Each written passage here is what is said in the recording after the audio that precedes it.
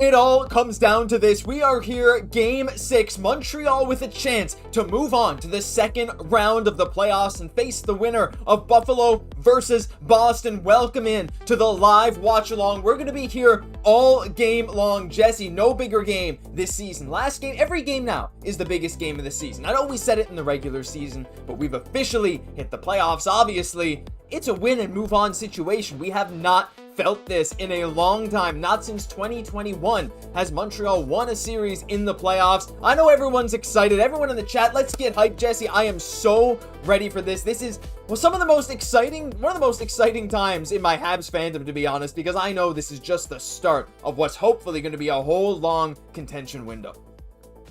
Absolutely, and so amazing to have you all with us. Welcome. Nowhere else that we would rather be right now. It's a full moon on a Friday night at the Bell Center with a chance to eliminate the Tampa Bay Lightning. Josh, again, get that revenge from all those years ago. Josh, like, you're gonna have to hold me back here because I'm getting so excited here tonight. And the boys, we know, like, it's all gonna be about that, right? Like, containing the emotions. There's gonna be a lot of chaos, as Marty mentioned, like, on the ice. That's for sure. We know that in this series, right? It gets grisly at moments. In the crowd, right? But it's if the boys can really show that maturity, that poise to really hone in tonight. You got to feel with the skill, with the home team behind them, all hands on deck. You got to like their chances here tonight at home. Oh, such good chances. You're like, we talk about a little bit how Montreal hasn't had the home ice advantage that we would really want to see over the past while, whatever. But in a situation where you can win and move on, hey, remember the last time Montreal was in a playoff situation, win or move on at home? Yeah, it wasn't the capacity crowd for various reasons, but they got it done. This is a chance to get it done. I'm almost feeling like this game might just, the drama, it just feels like it'd be an overtime winner, but I want Montreal to deal with it in regulation. I want to see a thrashing. I want to see a 4-1, 5-0 type of win. Look, we saw Minnesota handle Dallas last night. Was it 5-2 after a couple empty netters? I want to see something similar to that. Montreal just puts their foot on the gas and doesn't take it off because we know how much a hot start matters to this team. Montreal and Tampa, they've both gone back and forth a little bit, but these have always been games that have ended just one goal apart, Jesse. So we know how much that first goal matters, and I think Montreal is going to be ready and fired up to take Tampa hopefully by storm early in this one. And that was a big part of their success in the last game was they got the first goal. They were able to draw the first penalty against. These are the little battles within the game. As you're able to do that, you're just increasing your chances of winning the game, putting yourself in a good spot. And that's what it's going to be about for the Montreal Canadiens. But again, with all that, with being at home, sometimes you might feel tempted to kind of like do a little bit more, feel like you got to all do it yourself. But this Habs team, it's really the mantra I feel that they're speaking about in the mantra in the dressing room before the game is like, they know the goals are going to come. It's just about sticking to that defensive structure, really playing that side of the game well. You know the boys are going to come out. Obviously, the depth has been there in an amazing way, but you got to feel like they're going to get rewarded at a certain point here. Oh, absolutely. There's so many players that have been so good, and one thing I want to touch on, actually, was in the pregame stuff they were talking about this on the Sportsnet panel. They were saying they could be the best third line in the playoffs right now, talking about Doc, Texier, Bolduc. And now, you could say it's the third. I don't really, like, the bottom six is kind of just, it is what it is. There's no real third or fourth line. You could argue at points that these guys were all sort of fourth liners, but right now they're clearly playing better than that. I mean, I love to see this kind of talk from the panel. Friedman, of course, with Bieksa and Ron McLean, and Kelly Rudy. They're all talking about how good this line is, and Kirby Dach interviewed before the game as well. There's so much about how Montreal has gotten the depth scoring, right? And we've talked about that a bunch, how Montreal's depth scoring is really keeping them afloat in this series because it's been so much better than Tampa's depth scoring. Meanwhile, Tampa's stars have gotten it done a bit more than Montreal's, and I think that's going to continue to be a trend until either Tampa's bottom six gets going or Montreal's top six gets going. Right now, this line here, quite literally, is the difference in this series, and they could come out firing again tonight. Texier has just been a difference maker, and obviously Doc in so many different ways, right? It's just a good combination of, again, guys that you expect in the playoffs. Again, Bolduc, the way that he plays, he's a young guy, and I think the goal totals are going to go up, and I think we're going to see like an amazing year from Bolduc next year, but like this experience that he's getting is a big part of that. And he's obviously getting under Kucherov's skin again, bringing that physical side of the game. So just doing so much right now. Josh, I wouldn't be surprised to see him obviously get better as the series goes on. It's a lot of young guys still, obviously with Texier there. So it's just about really continuing to just build on that good momentum and obviously just put each other in good spots to be successful.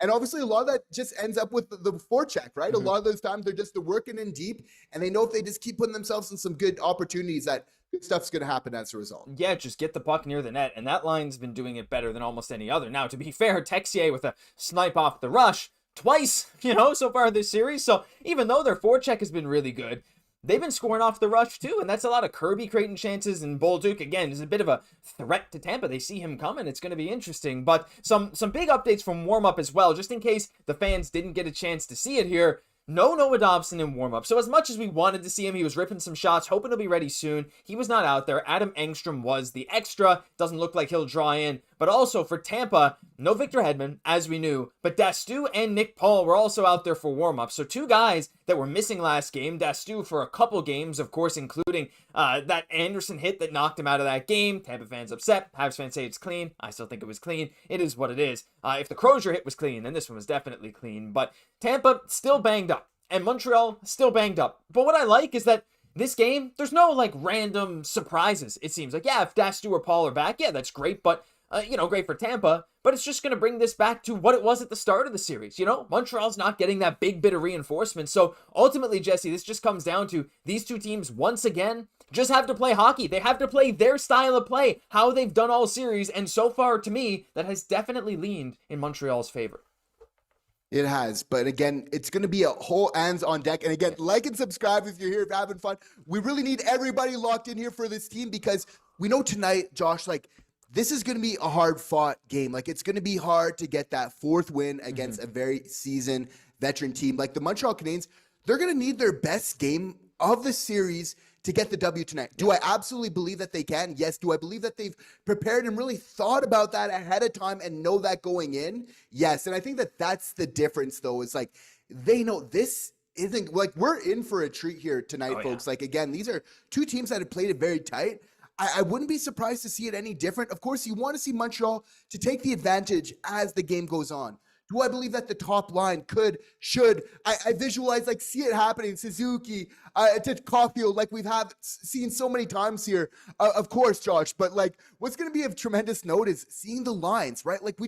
There was some lines, but there was also so much variance within that. And can Marty really outcoach Jon Cooper tonight? Because that's going to be a huge storyline just in all this here, because he has some lines, but there's a whole lot of variance between that. And from what we've seen from Marty so far and those adjustments, we can't underestimate that. That is extremely impressive what he's been able to do here so far. So it's going to see, is he really sticking to what works? Is he going to kind of shake it up? I mean, we're going to have to be keeping a close eye. Is he even changing up, his forecheck, right? We've seen him, he's going with the 1-2-2 classically. It's been our system all year long. Now we're bringing in the 2-1-2. It's he's really adjusting as the game goes on. We're obviously going to have to keep a close eye on this. Yeah, eagle eyes, what we're going to have to be. Marty, last game, first period, like you were mentioning, he was shuffling stuff.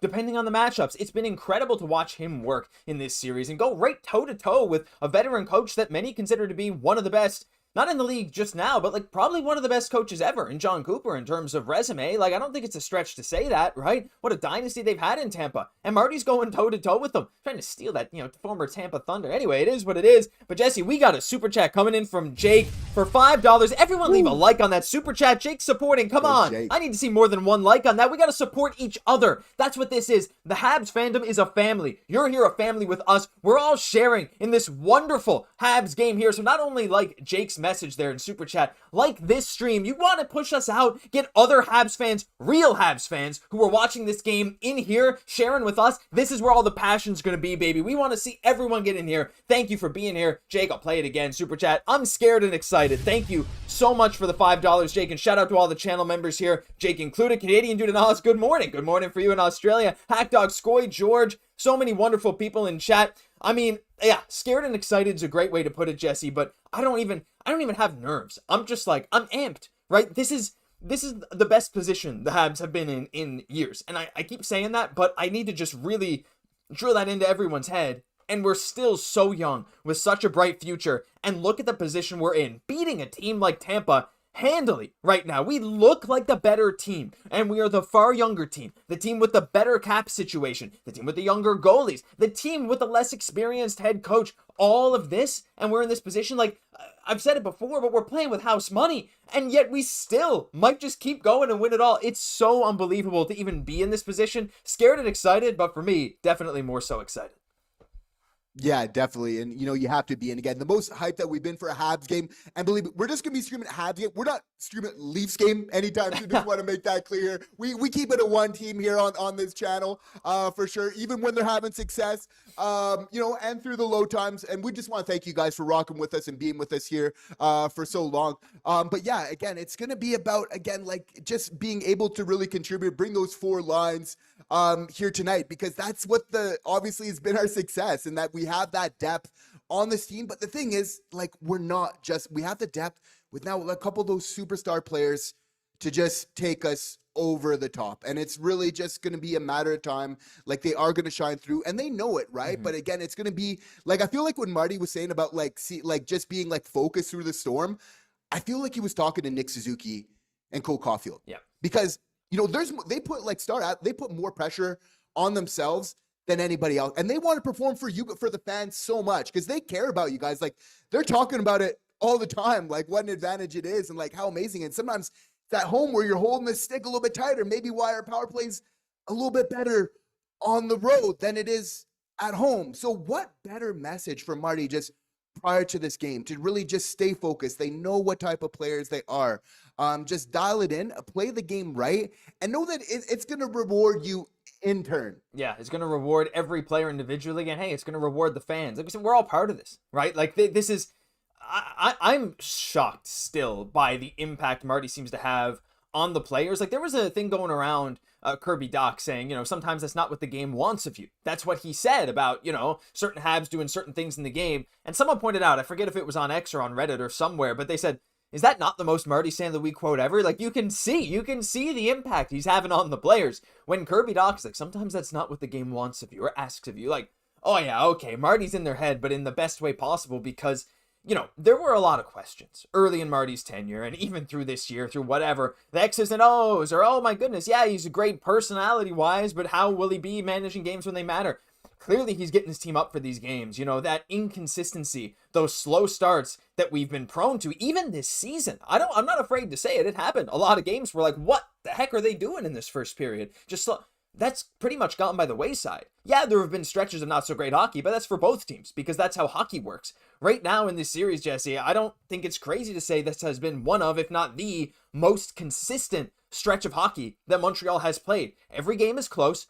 Tampa Bay, look, they have that experience. They know what it takes every single night, but Montreal hasn't been there before, yet they're going toe-to-toe with them. So Montreal has been exceedingly consistent, and I don't see any reason that would stop today. No, and you make such like a great point. Like, what an evolution that it's been over this really this season, right? Like, there's been some first period maybe some second period difficulties, right? But like, they were able to work on that. That was a big issue of the game. And it was just obviously so amazing to see them like really be able to solve that issue. And there was more the defensive part where we know we're scoring lots. We're just allowing too many goals against. We're able to kind of check that box off. Goaltending. That's okay. The boys are playing good in front, Josh, but like, we need to get that goal, those big saves. It's just at those key moments, right? Because we know that's what hockey's all about, right? It's all about that momentum. Lo and behold, here comes Jacob Dobesh, cool as a cucumber can be, right? Like, lounging there and there, bringing that confidence as well, like such that perfect blend. And again, like, it's just been such an evolution to get where we are here tonight. And obviously the boys are going to be very excited. The emotions are through the roof right now, but it's really channeling that. And I think that's going to be super important, just into that calmness. That's what I want to see, that maturity from the game. It's about not taking too many penalties here tonight. And really just controlling what you can. The refs, they've been quick to call them. We're going to say that, right? So can the Montreal Canadiens limit the opportunities for them to be able to do that? Maybe simplify the game, get more pucks on net, get some guys in front of the net and let her rip just a little bit more. They're obviously playing well, and I don't think they need to really reinvent anything that they're already doing. I think it's just more that maturity that we're seeing over the playoffs, which is just really a natural evolution. And it's the type of experience, Josh, that you can't buy it. No, you can't. And last year, again, goes to show why that was so important, right? Because now we know what it's taken. We've been there before. This is year 2 of this. And a lot of guys, they've done it before, like Anderson, like Gallagher. But here we go. They're stepping on the ice, fix you play. And after Chris Nyland lit the torch, some legend. Chris Nyland was not the face I expected, but I kind of like it. You want to talk about fight? You want to talk about someone that represents giving your heart every single day? Chris Nyland, fantastic choice. As the Habs are hitting the ice, this is going to be incredible. And we're also going to let you guys know, if you want to pause your stream wherever you're watching, as the puck drops, we're going to have Jesse say when the puck is dropping, where he's going to be announcing it, and that's when you can sync up to us so that we're all experiencing at the same time. Want to head back to the chat. We see Let's Go. There's a Lightning fan in chat, and they're getting relentlessly booed. They may have left, but you know what? We welcome any Lightning fans in here, but you might have to take some booze if you're in here. That's just the nature of things, right? That's just what you have to deal with. And Jake Carroll saying, go Habs. Mark Orr, hello, you awesome Habs fans. Keep the faith and go Habs, go. Chris Nyland, they're happy about it. Bell Center's crazy. Like 29. Hey, Dave Laws was in the like 29 for Ken Dryden. We are at 29 likes. Hey, we'd love to hit 50. We got 170 you in here before the game even starts. Make sure you hit that like button because it pushes us out to other Habs fans out there. They'll join. They'll share this with you. And hey, if you're the 30th, 40th, or 50th like, we'll give you a big shout out in chat. And right now, Jesse, I mean, we're talking about, you see it on there, pack mentality, the Wolves, Brendan Gallagher, Juraj Slafkovsky, Lane Hutson. Pack mentality, responsibility, respect, enthusiasm. There's so many words you could use to describe this Montreal Canadiens team, but family is one of them. Just like we like to say as Habs fans, we are all a family. We see that after every game. Line being there to celebrate with Gally, the team laughing and watching Dobesh's post-game interview. There is nothing that can separate these guys. And when the going gets tough, that's when that kind of thing shines through. And just another reason to like Marty, because I'm sure he's instilling a whole lot of that into them. And I really love that, again, that the Montreal Canadiens have this reputation of just being such a family. As mentioned in the chat earlier, this is the Habs fam, right? And obviously Marty even said, like, ahead of the game, like, he's saying to the fans that are, like, outside, like, and obviously people in the chat right now, he's speaking to you guys, like, what can you guys do to help the team here tonight? Because, again, it's all hands on deck. Playoffs 2026. He said, just stay united, stay together. And that's what we want to do, right? And even with the chat, whether it's this game, whether it's other games in the future, got to know that we're obviously all on the same side, and when life gives you a winner, you want to make hockey out of it, so that's what we're here to do and really be able to enjoy, so it's just amazing to be able to enjoy because it just makes this game so much funner when we can just share it with as many people as possible, right? Like it's truly a joy. It's unbelievable that we just get to sit here and chat. We got so many people in here. We already hit 35 likes. My goodness, Jesse, the crowd, the Olay chants.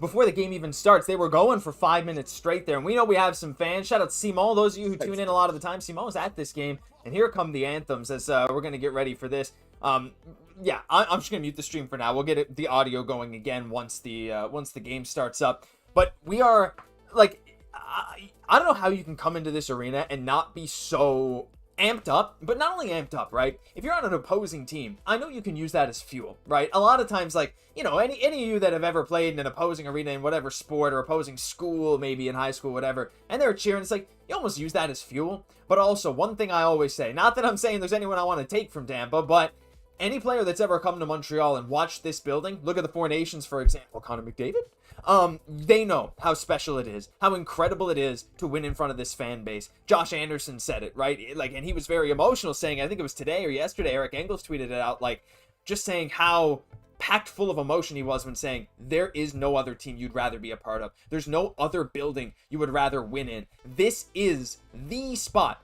in all of hockey, and I think every single person who steps foot in this arena realizes it, and it's a dream. It's got to be a dream for anyone to have the kind of reception that Montreal has given this team.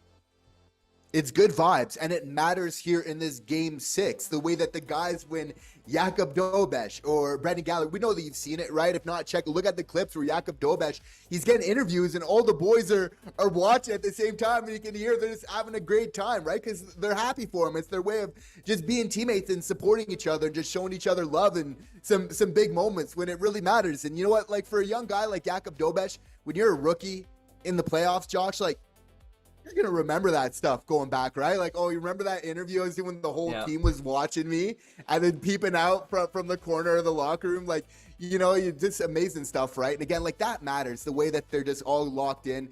And again, we can't take this for granted because it's not every single team that is like this. Like, we hear stories. We're not going to start calling out teams, but like there are plenty, right? Like almost some of us feel like it's almost the exception in a lot of ways, right? So their ability just to really come together as a team, I think just really speaks to the culture. And tonight's not just like the players here coming together. It's like what the coaching has offered, what the management has offered. You put that chemistry, you put that management, those skilled players all together. And just, you got to feel good about our chances here tonight. I really feel good about the chances, as Dave Laws points out in chat. Disciplined hockey, do all the little things well, and they will win. I think we all tend to agree with that. That's it. And Mark Orr saying the young guys need to outskate the old guys. And we win by out-hustling them. And I think that's it.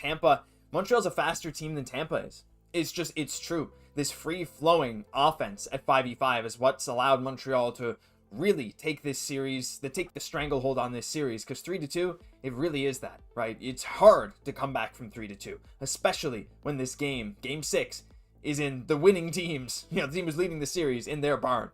So having the young guys go out there, skate fast, whether that's Caufield, Kirby Dach again, Bolduc, every defenseman, Lane Hutson, who, as we might have seen on this broadcast, is growing a bit of a dirt stash, which I kind of like. I want to see how that evolves over the playoffs. So if we don't already have enough motivation to win, we need more motivation, because I want to see what Lane Hutson's playoff stash ends up looking like, right? He wants to go up there with the legends, right? Whole lot of Habs legends have had nice stashes, so I think we'll add Lane Hutson to that. But Jesse, as we're seeing the Montreal skyline, the beautiful Montreal skyline, I miss it so much.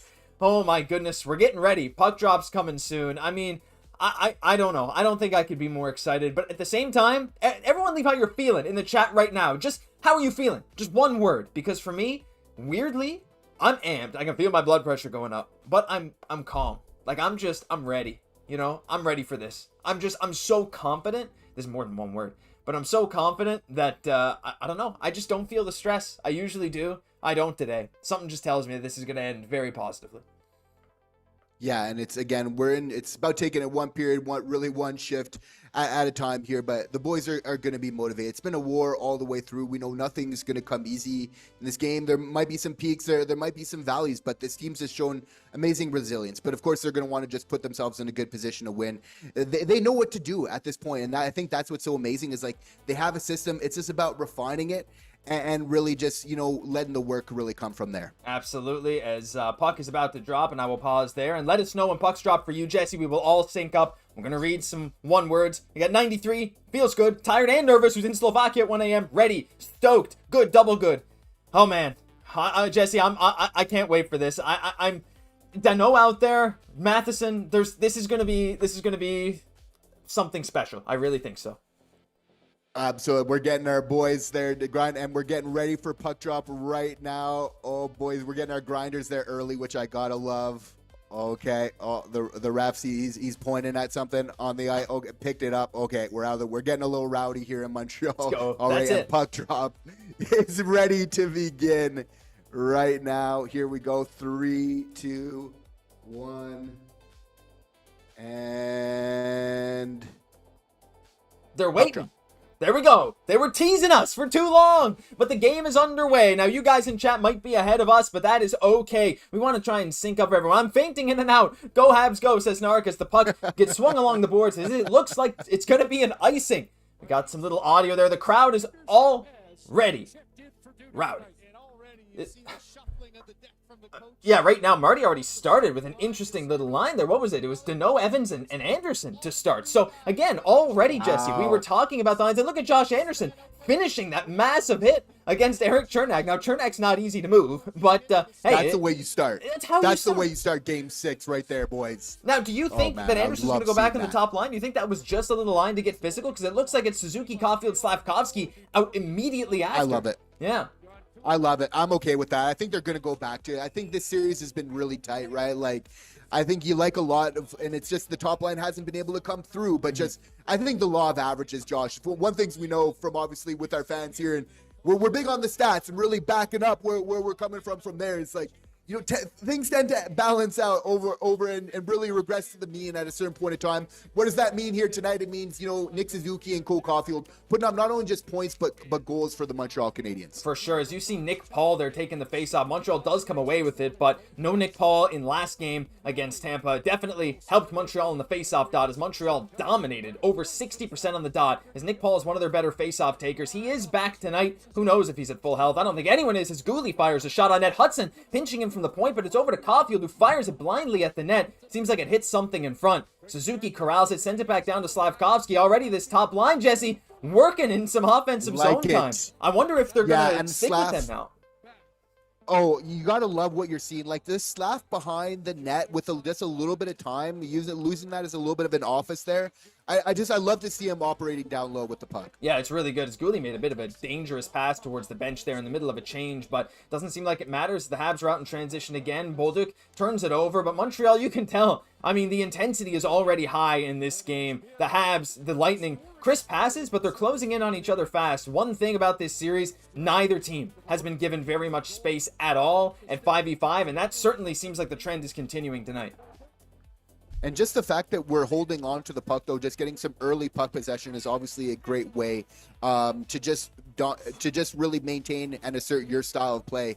So I'm loving that Montreal's getting some strong possession here early in the game. Yeah, Dobeš tested early there. I mean, a Darren Radish clapper off the rush is never an easy thing to stop. But Dobeš made himself big, as he always does. Comes out of the net very aggressively and makes it look at where he is above the blue paint. Stops it with his mask. 12 feet. Yeah, exactly. Solid 12 feet right there. Yeah. Yeah, you just hit it with the mask. Doesn't matter. Now, getting dinged in the head a minute and a half in the game's not, not what you'd love to see. But it's not that bad, as Corey Perry takes the ice here for Tampa. And, he's been a bit of a thorn in the side of Montreal. But it's Point, Perry, and Guentzel out here for Tampa. There's some interesting stuff going on with the lines for both teams. As a point shot nearly deflects in the net. This is what we're saying, Jesse. You said earlier, just put the puck on the net.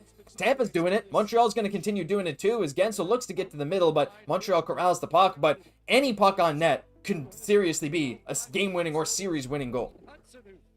For sure. And again, it's not going to be the beautiful ones, but that's been the MO, like not just this year, but for so many years in the playoffs, right? Where it says, get it on net. And that's why, no surprise, guys like Gallagher that's going to come in last game and really be able to affect it right away. It's often going to be in front of the net that it happens. These goalies are good. They're dialed in this time of year. If they see it, if it's not getting deflected, there's a good chance that they're going to stop it. So again, the Habs know what they need to do, but they're going to look to put themselves in some good positions with the puck, and we obviously know that that's front and center in front of the net. Yeah, for sure. They just showed Corey Perry on the Sportsnet feed his ice time from last year to this year. Nearly halved, only 9 minutes per game in this year's playoffs. Last year, quite a bit more with Edmonton, 14 points in the 20-something games that they played. As it's Tampa here off the rush, it's Guentzel again, defended by Matheson. Matheson does a good job of cutting him off. Matheson's got a bit of a chip on his shoulder. Yes, we won last game, but obviously I think he knows he made some mistakes, and he doesn't want to do that again. As Tampa's looking to get some extended offensive time, but they're, again, forced to the perimeter. Montreal doing a good job when the puck slows down on the boards and winning these puck battles, and just not allowing Tampa to get to their spots. It's the same thing Tampa's done against Montreal's top line, but you're not seeing any slot passes at 5v5, as that nearly gave me a heart attack. I don't know about you. Did not see that cup. We got very lucky that did not end up in the back of the net there, but beforehand, we're doing a very good job of getting the puck out of the net. Just a little bit. We just want to limit a little bit of those freak opportunities there. Obviously, we're very lucky to be coming out unscathed right there. I mean, you know what? I think we're actually very fortunate that didn't hit Dobeš, because I think it just went right between his legs, as we're about to see a replay. Yeah, exactly. Yeah, that's more on Tampa. Oh, yeah, wow. Yeah, it just went right between his legs, and if Dobeš had his pad on the ground, that could deflect into the net. So, you know what? I'm going to give Dobeš the benefit of the doubt and assume he calculated that. He did not, but, he's done enough good. A 38 save performance in last game.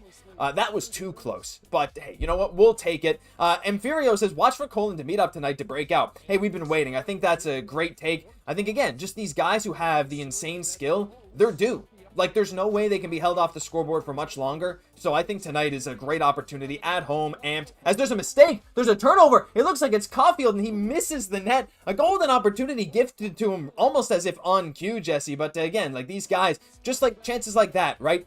That type of thing can happen. That could easily be a goal, and I really think these guys are going to get going. Definitely. But again, going back to last game, it's sometimes missing the net with Caufield. So you want to first with just kind of getting it on target and then refine it from there. Often, they're looking to pick some corners, which I definitely get that from Caufield. You're going to do that. But obviously, it's just about, building from there. As we have a great opportunity. Caufield on the slap. Oh! Wow. Oh, some great opportunities early. You have to love what we're seeing from this top line in terms of getting a goal in, Josh. You got to feel like they're going to be a huge factor in this game, based on what we're seeing early on here. Oh, 100%, man. I mean, this is, I'm glad to see them back together. And again, right away to get this kind of pressure, sustained pressure. Yeah. But it's the zone entries. It's not even the point. It's just the zone entries have been great. As there's a bit of a misplay there by Evans. It's given to Perry in front. And once again, just putting the puck on net into a dangerous area is going to give Tampa some opportunities. But Montreal and Tampa, a bit of a back and forth game. This game started with a million whistles, but it's been pretty free-flowing since then. But it's gotten a bit sloppy. Montreal, multiple turnovers here in the neutral zone. And Tampa hits a post. I mean, we got to clean it up here now. Tampa's taking advantage of some Montreal turnovers. Montreal's taking advantage of some Tampa turnovers. Something's going to cost the team eventually. I think both teams' nerves are just very high, and I expect this to settle down very soon here. A little bit looser play than what we've seen so far in this. That being said, you got to feel like that style of play, which is more of a speed game, does favor the Montreal Canadiens. I don't know, we want to run and gun too much. It's getting back into a little bit of our former style of play. So that being said, while we want to play that speed game, we're going to want to look to just maybe lock it down a little bit more defensively, especially with those seam passes. Yeah, right there. You see Tampa trying to feed another pass right into the slot. Though Montreal's been good at getting their sticks on it. As another turnover by Tampa this time. Gallagher fires it on net. Deflected just wide as Newhook recovers it in the corner. He's looking at the point, but he's going to dish it back down low to Demi. Newhook shoots it back on net, and it's Arbor Jacki who takes it now below the goal line, and he's going to spin back up. Oh, okay, thank you, Arbor Jacki. This is Gallagher in the corner out there with Demidov and Newhook. Very interesting line here. Newhook back to Gallagher, back up to the point. It's Struble who fires it, deflects wide again. Gallagher on the puck. Gallagher already, proving himself on the forecheck. The possession game for Montreal from this line looks really good as there's another hit forcing a turnover. Montreal is just putting it on net, Jesse. It's what we've said we wanted to do. Some sustained offensive zone time there. Jacki with a solid try at the keep. But, this is what we need from all of our lines. And it's good to see some of these mix and match lines getting it done, each of them on their own. Yeah, and it's a part of wearing out the other team over the course, right? We're getting into game 6 as this goes on. Fatigue does become a factor at a certain point. So getting these big shifts like this early on in the game is super important. Spike here. Give us a like here if you're liking how the Montreal Canadiens are playing right now. Obviously, I'm liking what I'm seeing, Josh. For me on my end, obviously there's chances going both ways. But Montreal is really getting more of that sustained pressure I'm feeling here early on. So I'm really liking just what we're seeing, especially from that top line, which we know we've just been wanting to get going. It's such a huge storyline coming into this game. Yeah, I agree. Yeah, leave a like. Hey, we're 5 likes away from 50. If you're the 50th, let us know in chat. We'll give you a big shout out. As right now, Montreal is playing a tough brand of hockey as Slav has been, well, not really Slav. It was Matheson.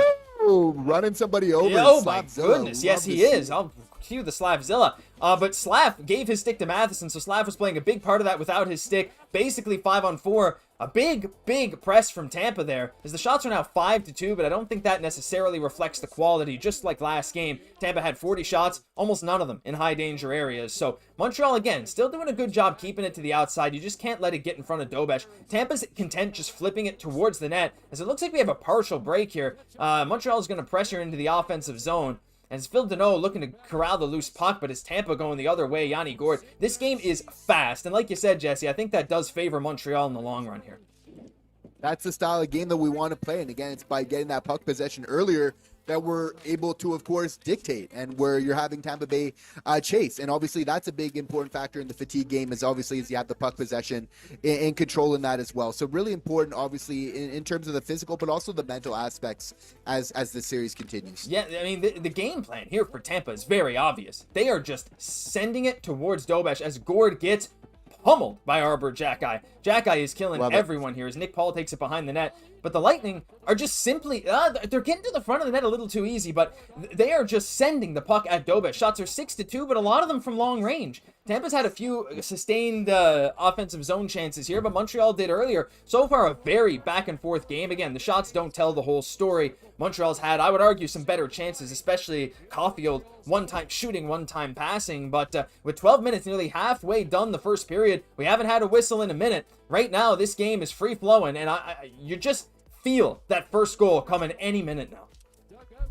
Absolutely. And you like what you're seeing from some guys like Kirby Dach, especially just like in that defensive zone as we see that third line out here right now. Love Bolduc there with the reverse hit going into the corner, supporting Texier there. Obviously, winning these puck battles is going to be super important here in this game, but just being able to get the puck in deep is important. But just Dach, like what I'm seeing him doing, just even in the defensive zone sometimes of showing some poise, again, just shows how under the right circumstances, like that talent, that skill, it's not just important in the offensive zone. Like, it's when Dog's playing his best hockey, he's using good hands to escape a guy, a forechecker, and help to make out a good breakout from there. So that's when Kirby Dach's really at his best. And look for him to factor into this game as he really builds on some solid plays like that. When Kirby remembers that he's his size, he's so fantastic. Yeah. Like that take to the net last game. Again, it's the Kirby Dach of old. As the Habs are out in transition again, Cole Caufield will just chip it in and go off for a change. The first line was getting tired. Ivan Demidov pressures a little bit, but it looks like Tampa's going to get some changing done as well. But as Dave says in the chat, the intensity is off the charts. It certainly is. And I wouldn't have expected anything else, right? Both teams came out fired up. This one's Hagel goes into the slot. Another great save by Dobes. Shots are now 7-2 Tampa, but we'll get a commercial break with 10 minutes and 36 seconds left in the first period. I think it's a commercial. I'm not sure. But either way, Caufield ringing. Oh, that hit the post. I didn't even realize. And then Caufield to Slafkovsky couldn't quite get it done as it looked like a Tampa stick got in the way. So close. And the Guentzel shot also hit the post. I mean, back and forth. And Slav with that massive hit on Hagel. That reminiscent of that Scott Sabrin hit on Josh Anderson a little bit, Jesse. I mean, you know, very, very interesting game so far. Both teams intense, lots of physicality, lots of speed. Again, it's just the kind of game that seems to favor Montreal. I'm feeling good so far. Yeah, you do. They're playing that 1-2-2-4 check right now. And just seeing that top line producing, coming so close there. Again, like we've been so good without them. And so it's like, it just stands to reason if our depth keeps playing well and then we get that production from our top line, like we're going to be good. But like the way this game is trending, chat, like it's looking like it's going to be a higher scoring game. Like it's looking more of like a 4-3, maybe 5-4 type of game. Maybe, you know, obviously the Habs want them to separate themselves from this. And I'm not ruling out like a 5-3 win for the a 4-2 win for the Montreal Canadiens here. But you got to feel like goals are going to be a factor. They've decided that's the way that we're going to play this game here tonight. And again, like if you're the Montreal Canadiens, it's music to our ears. Yeah, and well, on the same note too, like it definitely is trending that way. But all you also need is one hot game from a goalie, and then that's it, right? Like in this kind of game where there's probably, you're right, going to be a lot of great opportunities. The goalie that plays a little bit better, you just need to make one outstanding save. That can be the difference. And I don't think it's crazy to say Dobes has been the better goalie this series. In fact, I think it'd be kind of crazy not to say that. Not that Vasilevsky's been bad, but Dobes has been the better goalie. He's been one of the best goalies in the playoffs so far. Though, to be fair, there's been a lot of great goaltending performances in the playoffs so far. Dan Vladar in Philly, some phenomenal stuff. Artur Shilovs for Pittsburgh before they got eliminated. Him coming in relief of Stuart Skinner and just being unbelievable. Of course, Freddie Anderson and Linus Ullmark. It was a goaltending battle despite the sweep. The Sens had some great goaltending, which is kind of funny, considering that, you know, that's kind of what they said they needed all year. And then when they finally got it, they crapped the bed and left the playoffs. But hey, you know, it is what it is. The game's about to get back underway. I think, you know, those nerves and getting this first TV timeout, I think this is where we're going to see the game settle a little bit. But at the same time, I think Montreal wants to push the pace. I think it'd be better suited for Tampa if they took the game a little bit slower. We know, Jesse, the young, fresh legs of Montreal, they can do this all night long, right? They can go. That's why we've come back in so many games in the third period. It's because we still have the legs when other teams don't. So pushing the pace, I think, is going to be one of the big keys to winning this one. We got the young legs, but we also got some experience like that's growing, which is amazing. And we're seeing like really the dividends of that as the series goes on. It's really so important to see that evolution and like how players actually like their growth during the playoffs. It's because you have to, right? You're really in a vacuum during the series, and it's either you adapt or you get left behind. And I think like Jakub Dobes, we need to talk about him early. Again, like outdueling Vasilevskiy in a lot of ways, and it becoming predictable because there's a clear really like projection of like how this came to be for Jakub Dobeš. And first, it was like he always had the size, but Josh, then he gets the experience. And then I feel like that's fed into like his positioning, where now he's more confident. He's coming out of the net, and like that like combo of just that size, that good positioning, that mindset that kind of goes with the experience. It's a very good combination of things for Jakub Dobeš, where you expect it for him to be very good here going forward as Montreal Canadiens just get a very good shot here on Vasi. But like, how good is Jakub Dobeš? We're here in Game 6, and it's not like the Habs have really trailed too much in this series, but like, we're not talking about like Jacob Fowler at all. Like, that's how good Jakub Dobeš has been. Like, it's just really a testament to his game, where you got like a potential star behind you, and we're not talking about him whatsoever because, you know, our boy Dobie's just being phenomenal between the pipe strength. Yeah, we're spoiled with it, honestly. Like, other teams should be so jealous of Montreal's situation, not just in their goaltending, but that's one of the biggest ones, right? He's been so good, and again, seven saves early. It's always good. Whew! It's always good to get your reps in early, right? Get those shots on you early, because one of the worst things is when the other team gets almost no shots for a while, and then the first shot kind of takes you by surprise. You're not warmed up anymore, but it's been a fast-paced affair. Both goalies are ready, and, you know, you said size and positioning. It's been working well. It looked like I thought it was a penalty, but it's not. Size and positioning, Slaf winning that forechecking battle against Nick Paul. It did lead to Demi with a great pass to Evans as that line is reunited, as Suzuki, Caufield, and Anderson did come out after that. But right now we're back to the Doc Bolduc and Texier line, who's in on the forecheck, fighting Dastu and Radish. Again, Dastu and Nick Paul both in this game. Gotta think that neither are at full health, and there's a big-time battle going on behind the net right now as it's poked back up to the point. Jaden Struble keeps it, a one-timer from Texier. Seems to make its way through, but Tampa's back out in transition. Tampa's content flipping this puck to center, and Montreal's been sloppy as Tampa once again recovers the puck. Dominic James with a shot. Like, that's the kind of thing that you can't let happen. A couple times Tampa's got the puck just inside the blue line off a turnover. It's been a bit scary, but Montreal comes out unscathed as there's another chance in front with a great save by Vasilevskiy. I mean, Jesse, this is what we're talking about, right? These chances here off the rush. Montreal's bound to put one by Vasi. A couple of extremely dangerous chances. It's coming, and if it's not for the leg back check or some sticks like that, it's definitely in the back of the net right now. And the one thing is that I'm liking from the Montreal Canadiens are their quick zone exits. We're seeing 1-2. Maybe it's not perfect before that, but once they are getting the puck, they're exiting it very quickly. Look for that to be something they go to as being something very important for their success here tonight. Yeah, 100%. Lane Hutson at the point keeps it in. By the way Galley went flying for that puck there and then dodging a hit, it looked like he de-aged 10 years. I don't know where that speed came from as Gooley puts it on net. Vasi grabs it with the glove as Gallagher is stirring some stuff up with 4 Lightning players around him. I mean, Brendan Gallagher, what else can you say? The heart on him is incredible. Everyone in the chat, did you guys see that too? Did Gallagher like de-age on that possession? He flew down that wing to recoup that puck in the corner behind Vasilevskiy and then still dodged a hit. That could have been an interference on Kirby Dach as well, but Bjorkstrand, you're not fooling anyone. Tampa has been flopping all series long. Montreal with a couple grade A chances, Jesse. This has been a phenomenal game so far. Brendan Gallagher is like Benjamin Button in reverse here in the playoffs. It's amazing to see. No, the real Benjamin Button, we're not going to lie. He's just really, it's amazing to see him come together and just rattling some cages. You got to love it. Just obviously, just, you know, he's going to the bench, but he's just got to give one last little kind of jab there. And that's what we know and love about Brendan Gallagher. And that's what you need in this series. And maybe just with this young Habs team was just missing a little bit. And it makes sense, right? You're the youngest Habs team, you just sprinkle in a little bit of experience, and we're not taking anything against Cappy because, like, again, he like under the right when Kapanen gets the right experience in playoffs, he's going to be a very good guy because, again, he's a guy that can bring it offensively and defensively as well. Like, he is going to age tremendously well. Like, you know, like he could maybe model himself off a Cirelli type, right? Where he can just be in everybody's grill while still putting up some serious points. I think it'd be a strong model for him, but obviously on the Habs, we've got some strong examples of that here ourselves. But Gallagher, again, just providing that experience is going to be so big here in the game tonight. I'm just liking to see that, like, basically the whistles have been put away. And he's got to feel like, again, it's the 5v5 play. It's, you know, and the boys are getting the rhythm. That's super important for the first line as well for Cole Caufield, who doesn't play those special teams there. For me, it just really favors the Montreal Canadiens, even though we're good on the power play, that we're just getting some chance to play 5v5 right now. Yeah, and again, Gallagher, over the past number of years, for most of his career, has had some of the best 5v5 metrics in the entire NHL. Now, as he's getting older, they're not as good, but just his style of play. lends so well to 5v5 success, being physical, being annoying, just being in front of the goalie, making every waking moment for the Tampa Bay defense and goaltending a stress zone.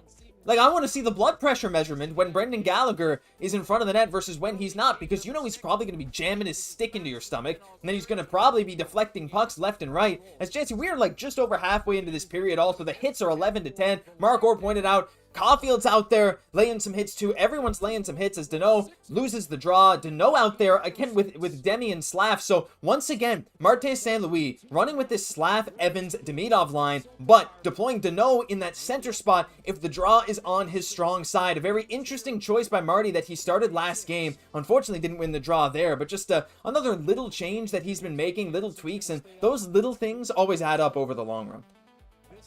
Yeah, it definitely does. And again, it's just about establishing those right levels of play just over the course of the game. And really, for me, the Montreal Canadiens consistency has just been so huge, right? Where, again, they've never allowed more than 3 goals in any game here in the series. But again, that's going back to the regular season. Like when they had their winning streak, that was the same thing. They were never allowing more than 3 goals. And of course, Jakub Dobeš is just like such a big factor in all of this. And really, it's like, there's no way that they're having the success like without that confidence really in everybody coming together at really every single position on this team. Yeah, they're all playing like a team, like a family, and it's been incredible to watch. As right now you can see Tampa's a bit flustered in their own end. And hey, everyone in chat, if you think Montreal is going to score the first goal, I want to see G in the chat for goal. If you want Montreal to score the first goal, if you want the Lightning to score the first goal, leave an L in the chat. But I want to see the chat filled up with the letter G right now. Let's get active. G for a goal for Montreal as Anderson lays a big hit. Bone crushing. Anderson has been so hot to start this game. He's been absolutely everywhere. I already see the G's popping up everywhere in chat. I mean, Jesse, this game has been such a high pace as it looks like Montreal's going to go for a change again. Both teams are already looking a little tired, but again, as we talk about it, Montreal is just, that favors them. So many young guys, like, especially someone like a Newhook, like a Demi, they're going to capitalize on the tired legs of one Tampa defenseman, and that could be the difference in this whole game. Because we know it's the changing of the guard here. It's really the young bucks that are coming in. And again, what a great way to learn if they are able to win this game. Like, it's great to win a series, but winning a series against a bunch of other cup champs, like, the experience that you get from that, from the level of play that it needs to take to really beat these guys is obviously just through the roof. Let us know in chat, like, who do you think is going to be the first guy to score for the Montreal Canadiens? Now, you know, I'm partial to Slaf a little bit here. I think he's just been a great playoff performer. Am I maybe seeing like a wrister? I like, you know, fan of the Slaf Shoot More Club. Absolutely, maybe seeing that. You know, let us know if you think. And again, we're loving to see the subs and the likes going up. Subscribe to the channel so that you can be informed when we're doing more, obviously, watch-alongs. We're doing previews before games. Obviously, we're bringing down the news, the latest coverage throughout the game, throughout the season here. So lock in, because, again, we know it's all hands on deck, and we obviously truly appreciate the support. Yeah, we'd love to hit 26,000. We'd love to hit 26,450. We can get that. That's only 26 subscribers. If you're new here, which I know a lot of you are, yeah, he's not lying. Literally every single day. We had a video earlier today. We're live streaming this game. We'll have something coming out after the game. And not just for the playoffs. Every single day of the off season. And anyone who's been around a long time can vouch for us. We seldom miss a day. We've never missed more than 1 or 2 days in a row. It's ridiculous. So if you want daily Habs content, this is the spot to be. We don't take weekends off every single day. Thank you for being here. We're going to read through some of these first goal predictions. The first one we saw was from Dave with Hutson in all caps. But we got a bunch of different ones, Jesse. We got Hutson, Bolduc, Texier, Cole, Demidov, Suzuki. So 6 different ones were the 6 first ones. Then Texture, Bolduc, Caufield, Cole. And I love this one. This is my favorite from Hemsheko, Edmonton. Dobeš scores the first one. And you know what? Why not? Why not, right? Like, I wish goalies could puck handle past center, because you know he would have done this. But, oh, look at this. This is, there's a graphic on screen right now, Jesse. Tampa hasn't led after the first period. If I'm going to give my prediction as well, which I haven't done yet, what am I going to say? You know what? I'm going to say it's Alex. I'm saying Alex Newhook. I'm saying my boy, Alex Newhook. I'm going to play the animation because why not? You know, here in St. John's, here on the Rock, you know we love us some Alex Newhook. And I just think in a game as fast as this, we saw Newhook generate that Gallagher chance last game. I feel like something else could be coming, and it's going to be a goal off the rush for Alex Newhook, and I'm excited to see it. he's a playoff type of guy for me. Again, he's a guy that cares, and for me, that's what it's really about here. As we're watching, the puck battle happening right now in the corner here, is it's really who's going to want it more, and that's what we're going to want to see from the Montreal Canadiens. But I think that's one thing you could never really fault them for. So a little bit of inexperience at moments, yeah, for sure, but you're never going to really fault the heart or really wanting it. But again, like in this Game 6, that's what's going to come down to more than anything else is how much do they want it. But Josh, like the way that they were able to block those shots at the end of Game 5 to be able to get the win, they're showing as we get an amazing chance at the front of the net how much they truly want it here. And who set it up? It was Alex Newhook. So Habs wanting a too many men call right there is this team is playing some amazing hockey right now. Even in these possessions where Tampa's getting extended time in the O-zone, Montreal is still doing a good job and not really letting anything go in front. Some blind Kucherov passes to the slot are dangerous no matter what team you are, no matter how good of a defense you can play, because he's one of the very few players in the league that can find even the tiniest of gaps. But Montreal is doing quite a good job of getting out in transition. The one-handed pass from Slav leads to a 2-on-1 as Demi gets robbed on the doorstep. Oh, Demi and Hutson on the 2-on-1, Jesse. I don't know if I could have ever predicted that, but it was Slav's one-handed pass starting that whole play. What a sequence. And I love the Demi call out. Again, like just statistically speaking, you have to feel like he's going to show out at a certain point in the series as well. He's going to really make it happen. So again, that's some great opportunities, and the boys are just going to look to build on this. They know that they're going to need to be good to beat Vasi, but if they keep knocking at that door, it's going to come as we have a little bit of a scramble here in front of the net. Oh my goodness. I mean, Tampa with the odd man rush after the Lane Hutson blocked point shot, but again, Montreal recovering well. Like, they're just making everything tough on Tampa, right? It looks like Tampa's ready to have a good opportunity. Montreal getting their sticks in there, making it very, very hard for Tampa to actually get a clean look. Everyone's stick has been tied up in front of the net. And, one guy that's done a poor job of that over the season has been Matheson, but even he has stepped up a lot in this game so far, just keeping people in front of the net as Texier absorbs a big hit. That narrative from last year that he took the most hits of anyone in the playoffs, he took that big hit as well from Wilson, which a lot of people said changed the course of that series. He honestly has looked not too bad as Tampa, once again, just firing it a whole lot from the point. Montreal trying to copy it, but Montreal not doing as good a job of blocking these point shots as Tampa has, as Kucherov makes a nice pass. Again, Tampa just firing from distance. Montreal's not allowing anything to really get to Dobesh. If it's getting to Dobesh, he's got a clear view of it, and if it's not getting to Dobesh, it's getting blocked. So I like Montreal's game plan. As we said before, Jesse, if Dobesh can see the puck, he's probably going to stop the puck. That's the whole big thing here, right? But what they're hoping on when they're doing that is they're hoping for some deflections out in front. So there are going to be some dangerous plays. That being said, the Habs have shown some great capabilities again in front of those shots and really blocking it. So that's going to be big. But yeah, they're absolutely playing a solid game plan here so far. As Alex Newhook once again nearly gets all the way to Vasilevskiy, who's been great right now, as the refs had to send the Montreal and Tampa players off the ice after a skirmish near the benches. I was surprised they didn't blow the whistle. They were shoving. There was a whole lot of players on the ice, but neither team coming out worse for wear. It is what it is, as Struble gives a little nasty shoulder to Gage Gonsalves, as Tampa once again pressing. Arber sending a guy into the boards as Gonsalves keeps control of the puck. I mean, everyone's just pummeling their guys, finishing their hits, and over the course of this game, that's got to get exhausted. That's got to be a penalty, right? What are we watching? Oh man, wow, that was absolutely nuts. It looks like the refs are really holding the whistles here tonight as the boys are really finishing the check. But yeah, I'm pretty surprised by that one. Yeah, I mean, you know what? They did it last game too, and it led to a more free-flowing game, which again benefited Montreal. Obviously, I'd like a Montreal power play, but I'd rather, as Demi, what a beautiful rush there. I'd rather the refs kind of let the players play than control the game themselves. Wow. And if you're nice hit there.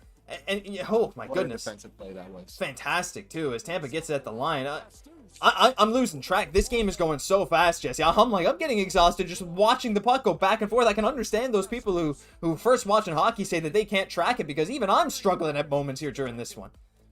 It's a whirlwind, right? But that physical play from the Montreal Canadiens just continues to force the pucks out. Like they're pressing right now. You got to expect a desperate game from Tampa right now. But again, just like they're doing everything right in terms of really finishing off their hits, and it's forcing some mistakes at a certain point. You got to feel like that's going to create some odd man rushes, And I wouldn't be surprised if that's going to lead to some huge opportunities for the Montreal Canadiens, create some 2-on-1s. Yeah, let's see some W's in the chat to try and manifest this Habs win, because this game's been super physical. Send those W's down below. I'm going to start because we need to see these W's coming in. The Habs need to feel the momentum right now as they're replaying that Slav one-handed pass. Demi and Hutson, great choice to shoot that by Demi as well. Hutson was well covered. You got to take that shot, and he did. But the forecheck by Montreal has been great. The only thing to clean up for Montreal this game, Jesse, is just stop turning the puck over just outside your own blue line. They're allowing Tampa to get a few too many little like turnover quick rushes in on Dobeš, and you fix that, and also you win some more faceoffs, as it's currently 7-3 for Tampa as they're showing on the Sportsnet feed. And like, you're in great shape, but already I think Montreal still has had the better chances in this game, despite Tampa getting some more shots and maybe feeling like they've been in the offensive zone a little bit more. For sure. And we were very good in the face-off dot last game, so you got to feel like that's going to balance out as we're getting a very good opportunity here off a turnover right now here in deep. So, yeah, no, it's just, you got to feel like it's going to really balance out for the boys here on the draw, but obviously just getting a hold of the puck just a little bit more here to end off this period is going to be key. Yep, for sure, as there's another near turnover, but Nick Suzuki doing a great job, as he always does, to control the puck. As Radish and I couldn't even see who that had was. I think it was Anderson go to the ice as Tampa and Corey Perry are coming out the other way, and you see Perry closing in on Carrier. I bet he's going to finish that hit. Yes, he does, but Carrier absorbs it well. Oh, it looks like Nick Suzuki took a spill. Thought it was Perry who tripped him, but you're not going to call that in a board battle. It's back to the point for Tampa. Fired on net, but it's blocked this time. Caufield nearly sprung again. Montreal doing a great job. Yes, Montreal's had some turnovers, but Tampa has too. Montreal doing a great job at mitigating the chances. As another shot by Erik Cernak. Cernak's had a few of those off the rush, but once again, Jesse, we talk about Dobeš.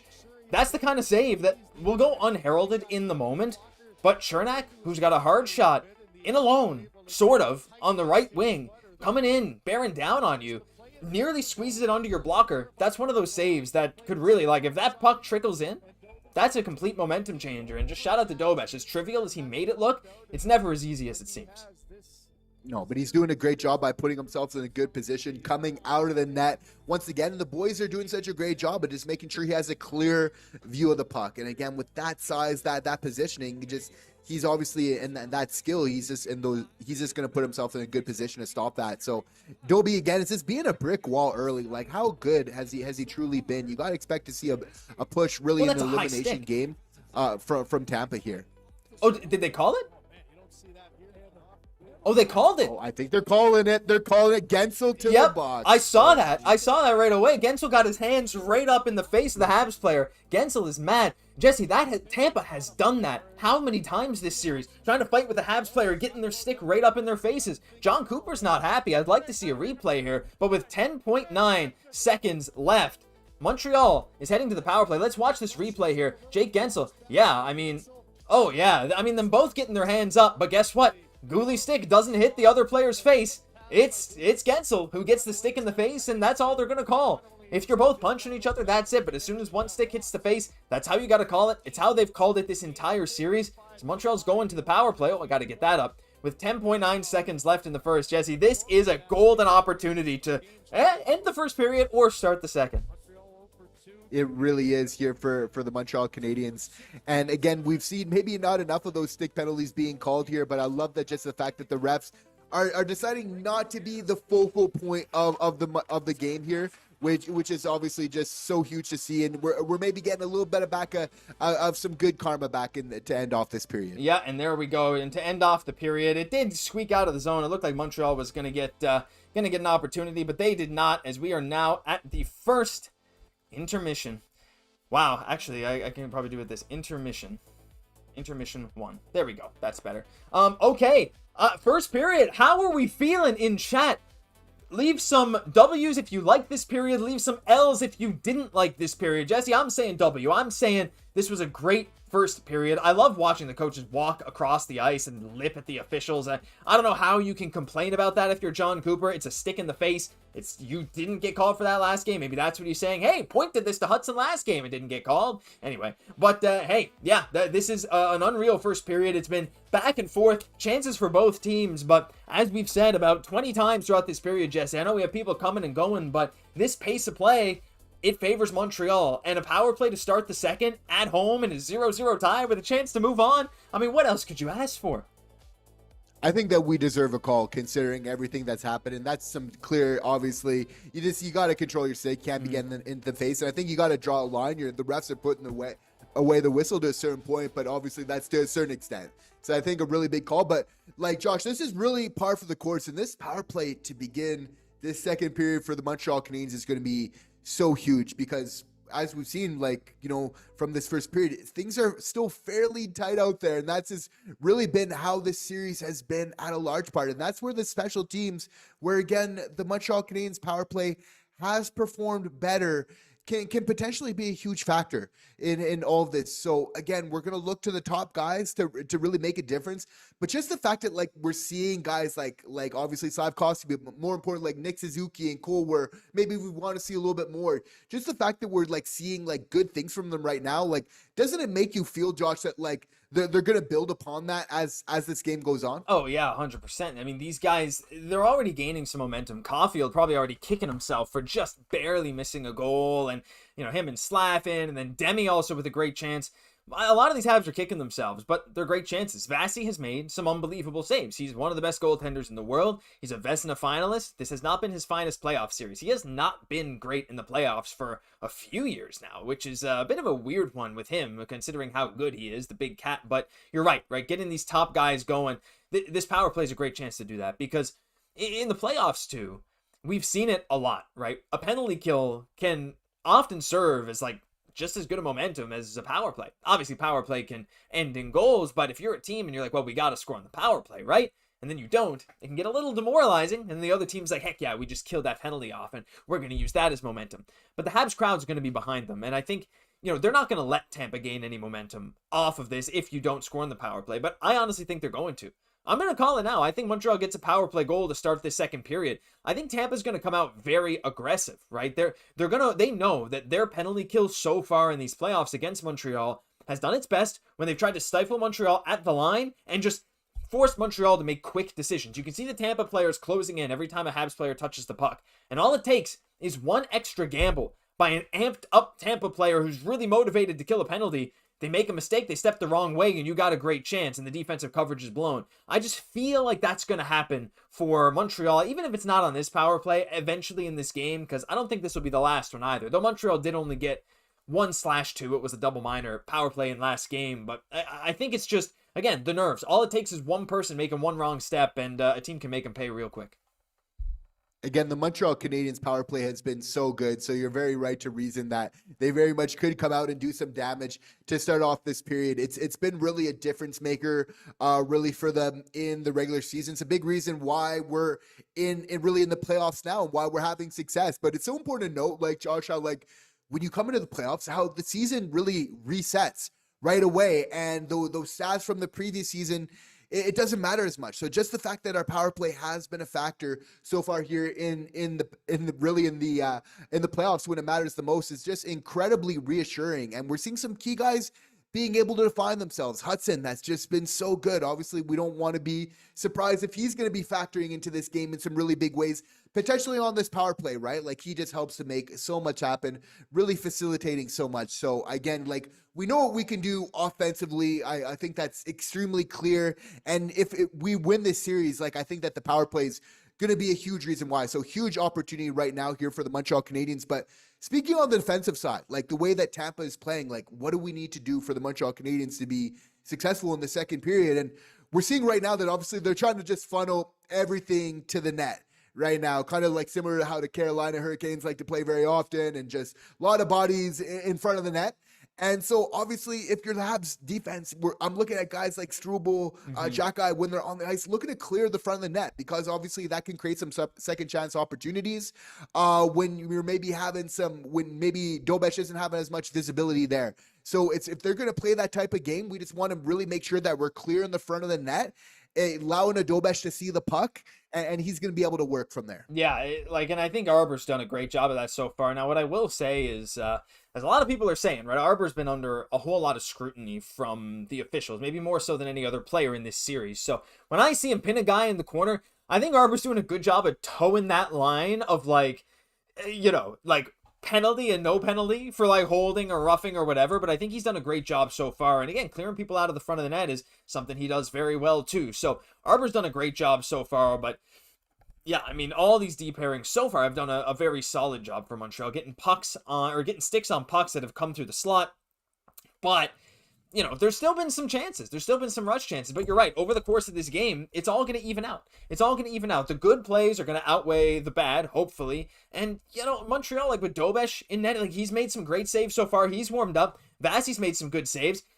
You have to wonder if this is going to go the way of Philly and Pittsburgh, where it was an exciting game, but it went to overtime. Right, 0-0. Now, I don't think that's going to happen. We've seen too many quality chances. Again, they're replaying here on Sportsnet. Caufield hitting the post. Suzuki with a beautiful sidestep down to Caufield. I think Caufield should have just shot it, though I think it was actually, yeah, as we're watching, it's probably a good pass. But Demi out in front to Evans, and then Demi and Hutson. I mean, I'm actually going to go check the high danger scoring chances at the moment, just via natural stat trick, and I'll report back with the findings, but I can't help but feel, Jesse, that Montreal has to be leading in that category. And I think if you're Marty St. Louis in this dressing room, you're telling the team what they have to clean up, but honestly, you're very happy with how this game's gone so far, especially how Montreal has looked physically against the Lightning, because right now they have been hammering the Lightning every chance. They've been finishing every hit, and I still think, like, over time, that's gonna wear Tampa down, and that's why I'm very excited to see how the second and eventually the third period end up going.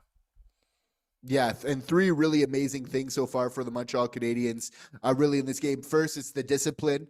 Obviously not going where they were able to get the first power play in this game, which similar to last game, as we were talking about in the pregame, small little factor. This doesn't seem like much, but again, scoring, getting that first power play, just puts yourself in a better chance to win that game. But I think like defensively, we're doing a really good job of not bending, but not, you know, like we're bending, but not breaking, which really, I think goes back to game 5 where it's like, we got to collapse, but not allow those big high danger opportunities. We're playing against a good team like Tampa. They're going to have opportunities. It's just about really limiting how dangerous those opportunities can be. And I think third for Montreal Canadiens, and most importantly, because you want to play to your identity, and that's speed, right? Like, we're getting going through the neutral zone. We're getting some open ice, and it's really like just the more open ice that you can see for the Montreal Canadiens, like that's going to know when we're really getting cooking here as we really just gain that speed and the momentum as the game goes on and opens up. Open ice is going to be available all night long because teams like Tampa especially, like if this game is even tied like late, like they're going to have to take some risks. So it's going to favor Montreal. But I want to report that the scoring chance data is not what I thought. I think they're counting a lot of these Tampa passes to the slot as high danger chances because it says Tampa's out chancing Montreal 7-2 in terms of high danger, 15-8 in terms of scoring chances in general at 5v5, which is all we've played basically, minus 10 seconds. So, I mean, honestly, like, yeah, maybe it shows that, but I don't think the eye test necessarily shows that. Tampa's had some great chances, don't get me wrong. I mean, in front of Dobeš, but already Dobeš 1.3 goals saved above expected in this game. So, again, like you were mentioning him a whole lot throughout this first period, but for good reason. The eye test has proven that right, at least. Jakub Dobeš, you know, even if the chances, like, the chances are just based off stats, right? When a shot comes from a certain area, how likely is a team to score? Well, guess what? Dobeš has made all the saves so far. So, we're just starting this game fresh. Doesn't matter what the first period said. Dobeš already saved us a goal above expected. Let's see what else he can do. Yeah, and again, he's just getting going as the series goes on. He's just getting better and better, and really just getting locked in. And he's really like an emotional guy, right? Because you can see like even just that one turnover that maybe he was partially responsible for in that first period, like you can see like he felt bad about it, just like putting himself in that type of position. But again, like when we're talking about like what the Habs need to do, like pregame to be successful, so much about is really just wanting it. And is there one guy on the ice? Like you could make the argument that Jakub Dobeš wants this as bad as anybody. Like, and I put like Lane Hutson in that competition. I'm not saying that Tampa doesn't have any competitors, but like I'm just saying I know from our guys, right? Like that we really got some guys that it matters to them. Like guys like Anderson, Gallagher in the postseason, Nick Suzuki, like in their own way, like they truly want this, right? And it's about this game. It's not just about talking that, but it's about certain actions on the ice that you're really taking that and showing that for your teammates. And of course, it's not all just about wanting it. Like you need to really bring that composure into it as well. But again, like Jakub Dobeš here tonight, I think in certain ways, this, you know, wanting it so much, like he's getting rewarded, right? In certain ways where it's like, it could have been some easy, lucky bounces Mm-hmm. where maybe it's 1-0 Tampa going in to the second here. But I think he's just played so well, and he's getting some bounces or maybe even non-bounces just as a reward for all that good play from him so far. Yeah, the good play, and but the way he plays too, it's gonna lend itself to having more bounces, more crazy things happening, right? Like his rebound control, it's never been one of his strong suits, though it's been solid in this game for sure. In this series in general, it hasn't been bad, but he's known, right, for being a bit of a crazy goalie. So it's not a Jakub Dobeš game if the whole game feels calm and he's just Jakub Dobeš is not Jacob Fowler. He is not Carey Price. He's not making it look easy. He's making fantastic saves while making it look fun. Like the Jakub Dobeš highlight reel is crazy. I absolutely love it right now. Yo, am I on the screen, says Hunter. Yeah, you are on the screen, Hunter. Shout out to you. What's the score? 0-0. Kesh, it's a very close game. Got to find a way to get one in the second. One goal in the second might be all you need, right? There's only been one 2-goal lead in this series, and it was Montreal, and that was only for a few minutes. So right now, there's a whole lot to fight for in the second, but I saw a graphic on Sportsnet that I want to bring up here and get the chat's thought on this as well. They just showed this during the intermission. Montreal Canadiens line combinations used tonight. Take a look at this. Digest it, everyone, here at Habs Digest. Montreal Canadiens. Look at these lines. Now, again, some of them are just for a few seconds, really, but 7 different lines already used at 5v5. Deno, Evans, Anderson started the game. Caufield, Suzuki, Slafkovsky got a couple of shifts to start the game. Bolduc, Doc, Texier, that's a constant. Gallagher, Newhook, Demidov, well, they just switched it up because of, the other lines that they started the game. But then they went back to Caufield, Suzuki, Anderson, Slaf, Evans, Demidov, Bolduc, Newhook, Texier, and this also, Jesse, isn't counting the time that we had an offensive zone face-off with Slafkovsky, Demidov, and Deno in the middle just to take the face-off. So you could argue that's another line that Montreal has used. Marty already using that luxury brand Ninja blender, whatever he's using, the Ninja Creamy here, switching up the lines left and right depending on the advantage, and so far it's worked last game and tonight. I love to see it. And the reason for that is obviously he's trying to blend in Nick Suzuki and Cole Caufield where he can, and obviously he's using just that home ice advantage in terms of the line changes and the pairings to his advantage here. So obviously by being able to just have so many different combinations, so many looks, it's really hard for Cooper to really be able to pair who's going to be out on the ice to be able to really go against him. Often we're seeing Cirelli and Hagel. So we're just seeing so many different combinations, and that's definitely leading to some opportunities for that top line and those iterations of such in this first period. Yeah, for sure. As now they're showing on Sportsnet here. You can watch on Sportsnet 360. Not sponsored. Wish we were. Sportsnet, please. We would love to partner with you. RDS more, but I know they don't have playoff games. It still annoys me that Piahu does not be able to comment on these. However, they also just showed for a little out-of-town scoreboard update. Buffalo did score Rasmus Dahlin with a fantastic play to skate into the zone, make a slot feed. Alex Tuck taps it in, basically, over Jeremy Swayman. It's 1-0 for Buffalo in the first period right now. And, again, that series could be decided tonight. If Buffalo wins, they move on to face the winner of our series of Montreal versus Tampa. So tonight could be a huge night for both teams, right? Or both series. We could learn a whole lot about the rest of these playoffs tonight, but you can't focus on that if you're Montreal. You're only focusing on what you can do, and so far what they've been able to do is great. It's Jesse, we're looking here at the crowd outside the Bell Center. It's been so long since we've seen these crowds like this for a playoff. Now, to be fair, we saw it last year. We saw it, last game, whatever, but it just feels like it's getting bigger every single day. Soon enough, the entirety of the island is going to be flooded with people. It's building from year to year as well. And as we saw with the Edmonton Oilers being eliminated, Ottawa Senators earlier on in these playoffs, we are now Canada's hope. And we see those fans are coming more and more to the Montreal Canadiens right now. And you guys are very much welcome, right? And I think that the Habs, they hold that very seriously of the mantle of being able to be the first team to get the cup back for Canada here. And we don't want to get ahead of ourselves. It's one game at a time, but it really just speaks to the importance and the value of this matchup, because if they're able to win this game, win this second period, win this third period, they're just gonna have so much confidence. Being a team like Tampa, they're gonna say we can beat anybody here, and I think that they're gonna be right to feel so. It's just about really taking it one game at a time. But again, that experience is gonna be that one weakness for them as they go on through the playoffs.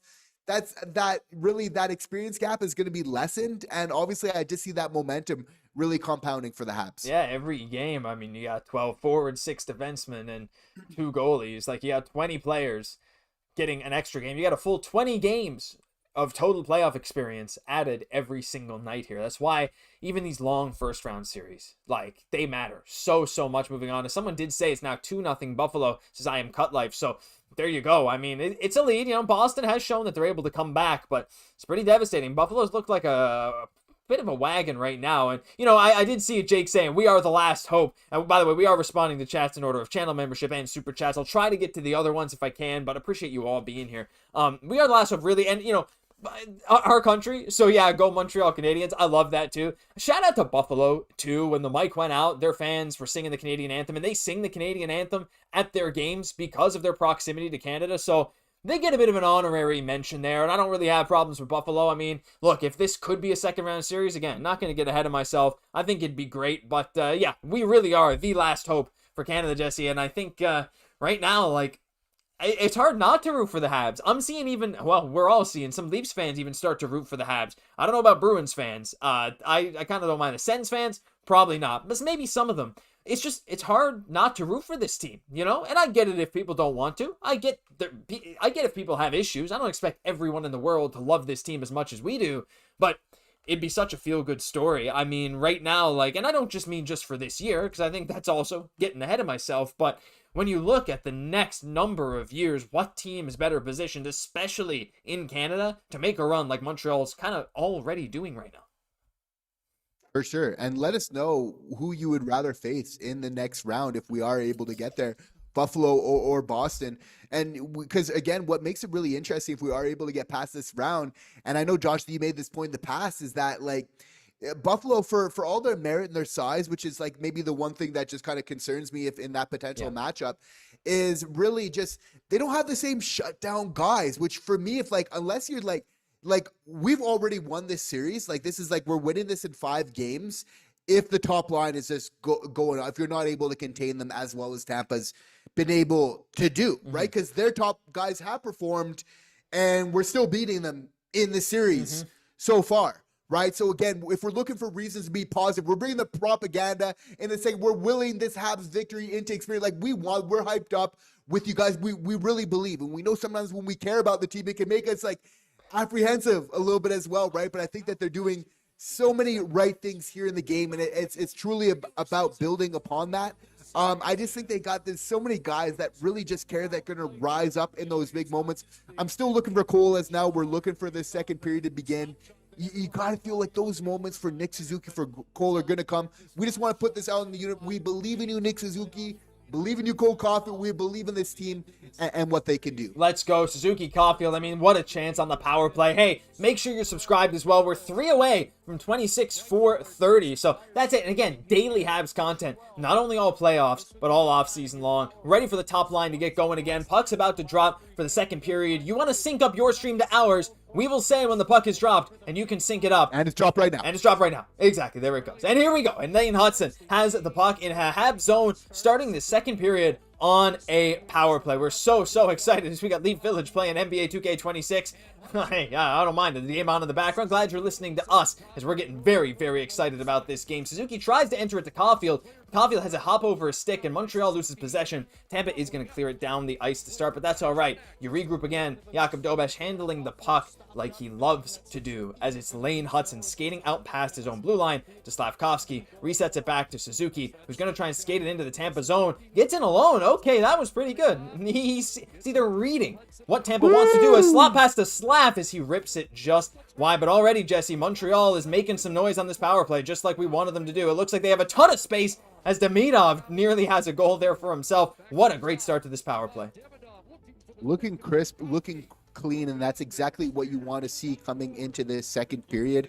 And again, it starts off with just those zone edge. It starts off with good passes, putting yourself and your teammates in good positions to first be able to gain that blue line and then make some things happen. Obviously helps when you got Lane Hutson doing what he's doing right now in the offensive zone. I mean, that's just ridiculous, taking it from his own end all the way behind the net as Kirby Dach turns it over at the blue line, but is going to be able to recover the puck and turns it over again, and Tampa's going to be able to dump it down. No, they're going to come in on a shorthanded chance. It looks like it's Hagel over to Sorelli, a little dangle, push it. Great defensive play by who else? Alex Newhook, who is having himself quite a game so far, I must say.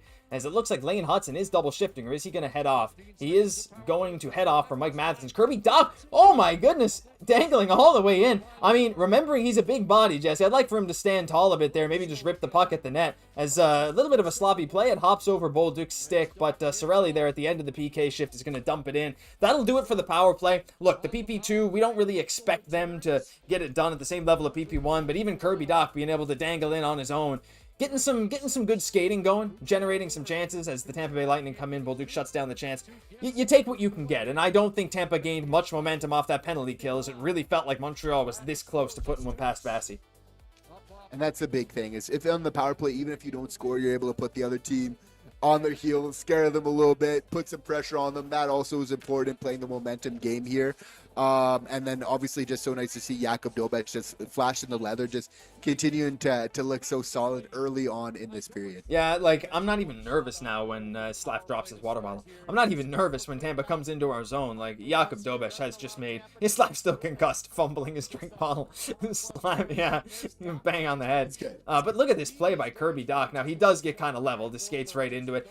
You know, Kirby, I don't know, that was a bit weird. He kind of lost his legs, but that's okay. I mean, still, where's that confidence? That wasn't there for so many games this year, Jesse. We saw it last game, power into the net. This game, trying to pull something like that, we know he's capable of it. I really do think a lot of Kirby's game is mental, and you would expect it to be for a guy who's gone through as many injuries as he has. As he actually went down a little weird on that too. I'm glad his legs are okay, but Kirby's just, when he's in his own head, I know this is a very vague statement that could very much not be true, but when he's in his own head saying, yeah, I can do this, I mean, you see the difference night and day, and he's generating so many chances, and I just want to see more of that tonight.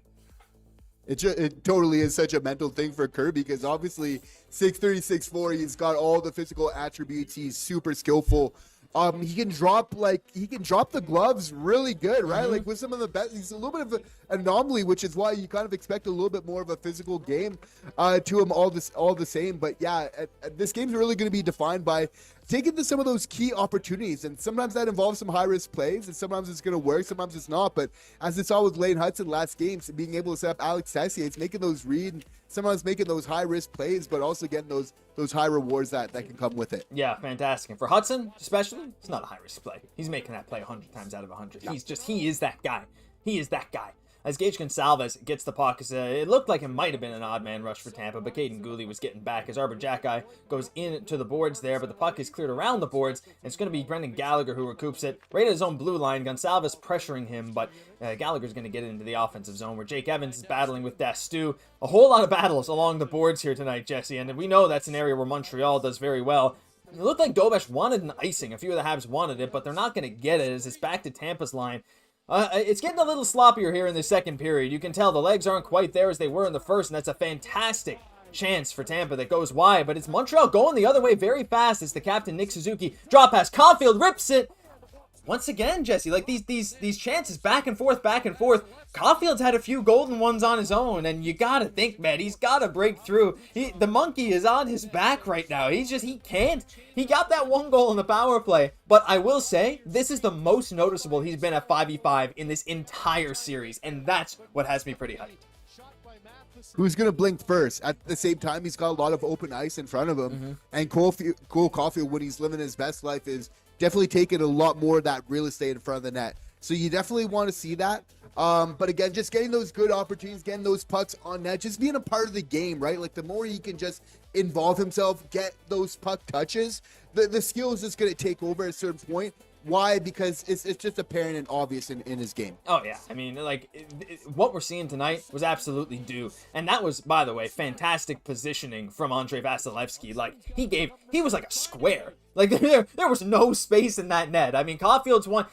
Caufield put that puck in the perfect spot. Vassie's glove just happened to be there. It was a great play by Vassie, the experienced goaltender. And I'm sure he has studied lots of Caufield film, as you would imagine, preparing for a series for Montreal. So he probably knew what he was going for. Caufield's supposed to score. He must have missed my text to him. He did. I'm sorry, Inferio. As it looks like there's another chance. A 2-on-1. Carrier and Anderson over to Caufield. Jesse, it's so coming, close. man. These are the type of chances I want to be seeing from Cole Caufield right now, Josh. Oh, man. I mean, what else could you ask for? As Vasi is going to cover up as the no gets in close. Cole Caufield, he has had the most chances of anyone in this entire game. Vasilevsky's not making it easy, but the Habs are giving chance after chance after chance to Caufield. This line with Anderson's working. Great touch pass by Carrier as well. I think Caufield might have even had a chance there to fake the shot in Deke, but who am I to talk? I'm sitting in a chair, and he's out there on the ice. But you know what? I trust that Caufield release. Oh my, how close was that? Did you see that? Yeah, he's just got to keep going, right? He's just got to keep going right now. But I'm just loving Cole that he's taking shots. He's chirping out there right now. He's letting the refs have it as well.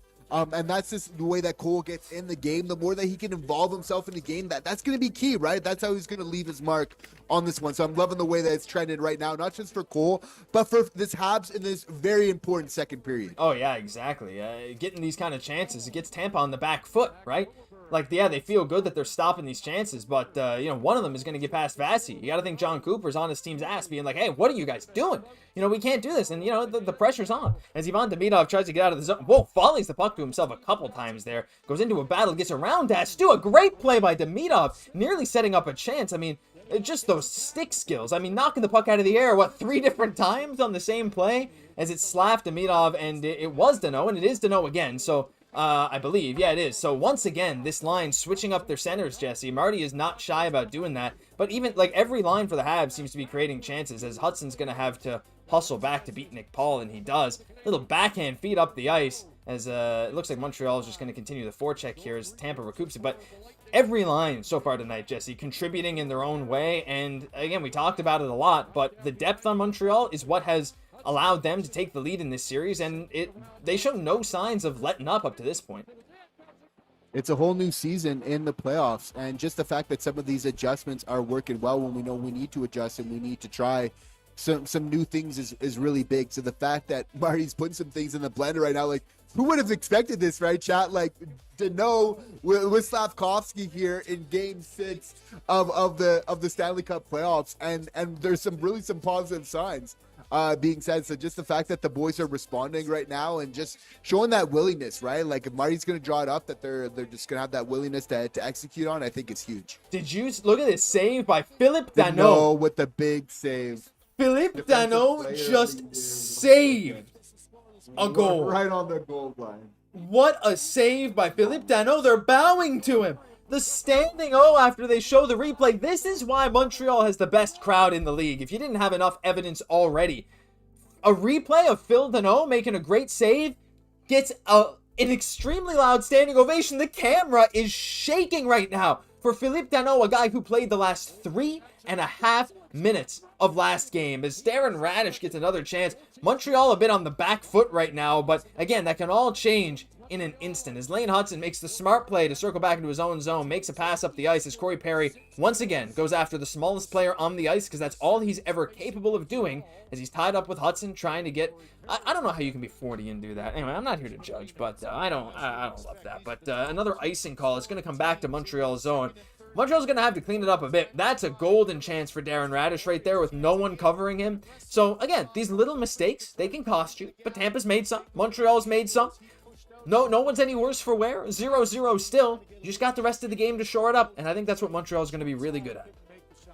And Dobesh is forcing that shot to go out wide. Why? Because he's coming out of the net, standing tall in net once again. Yep, exactly. That's that. Now, I wonder, that Struble save, is that going to count as an expected goal for Tampa? And if it is, will that count as an expected save for Jakub Dobesh? I'm not sure. Sounds like we'll have to see. What's going on here? It's a penalty to Alex Texier, as Montreal is going to go on the penalty kill with 13:46. We'll have to see this infraction. Let's see what happened here. Yeah, that's a hook. No two ways about it. Yeah, the stick was up high as well. All right, Alex Texier going to the box. It's all right. Montreal couldn't capitalize on their PP, but one thing, Jesse, this series, the penalty kill has been so crucial for both these teams. And again, being at home, getting a kill right here, can you imagine the crowd exploding after a kill like this? This is a chance to, you kill this off.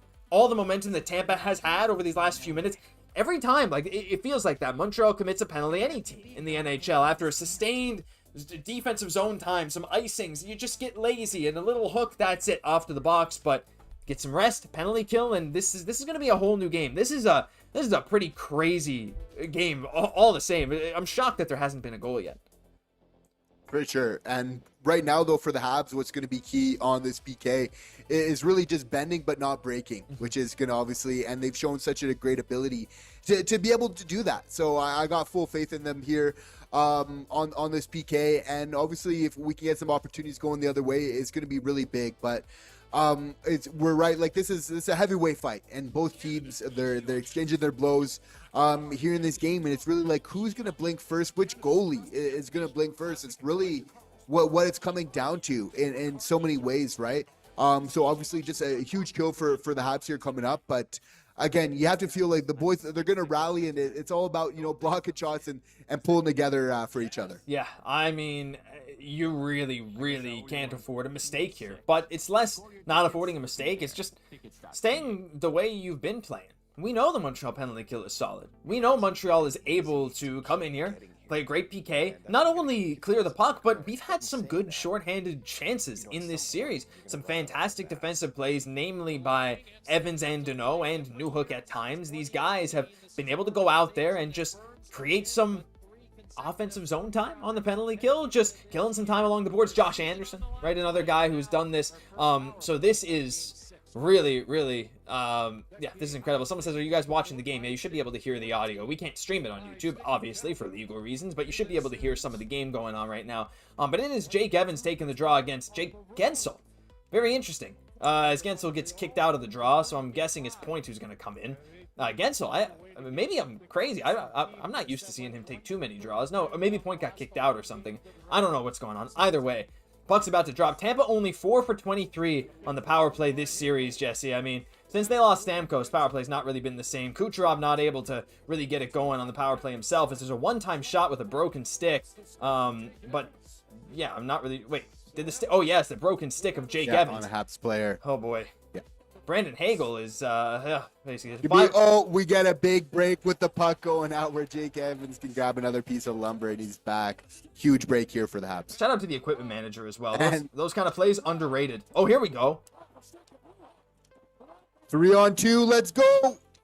Oh, I missed the net by about 17 feet, but that's okay. Alex Carrier scored a few goals off the rush like that this season. There was a stretch of a few games, Jesse, where that was kind of his thing. He had a 2-goal game this year. He set a new career high in goals, I believe. But here we go, Brayden Point trying to get back into the offensive zone. But Montreal, again, some good offensive zone time, some good chances of their own on the penalty kill. You talk about creating momentum, though. Again, don't want to get ahead of ourselves because it's the Tampa power play who, despite only being 4 for 23 this series, can be absolutely lethal. But it looks like Montreal, with another great defensive possession, I would assume a few people are going to go off for a change. As now there's under a minute. I mean, great start to this PK. It's very nice to see from the boys here. And again, we're doing such a good job at even blocking some of those back passes of getting the way, just getting them off momentum here on those zone entries as we see here. And again, it doesn't take too much to get Kucherov off of his game. So that's going to be a big part of this game here, right? Is that mental game with Kucherov. You got to feel if you're getting him a little bit sour, getting him in his feelings.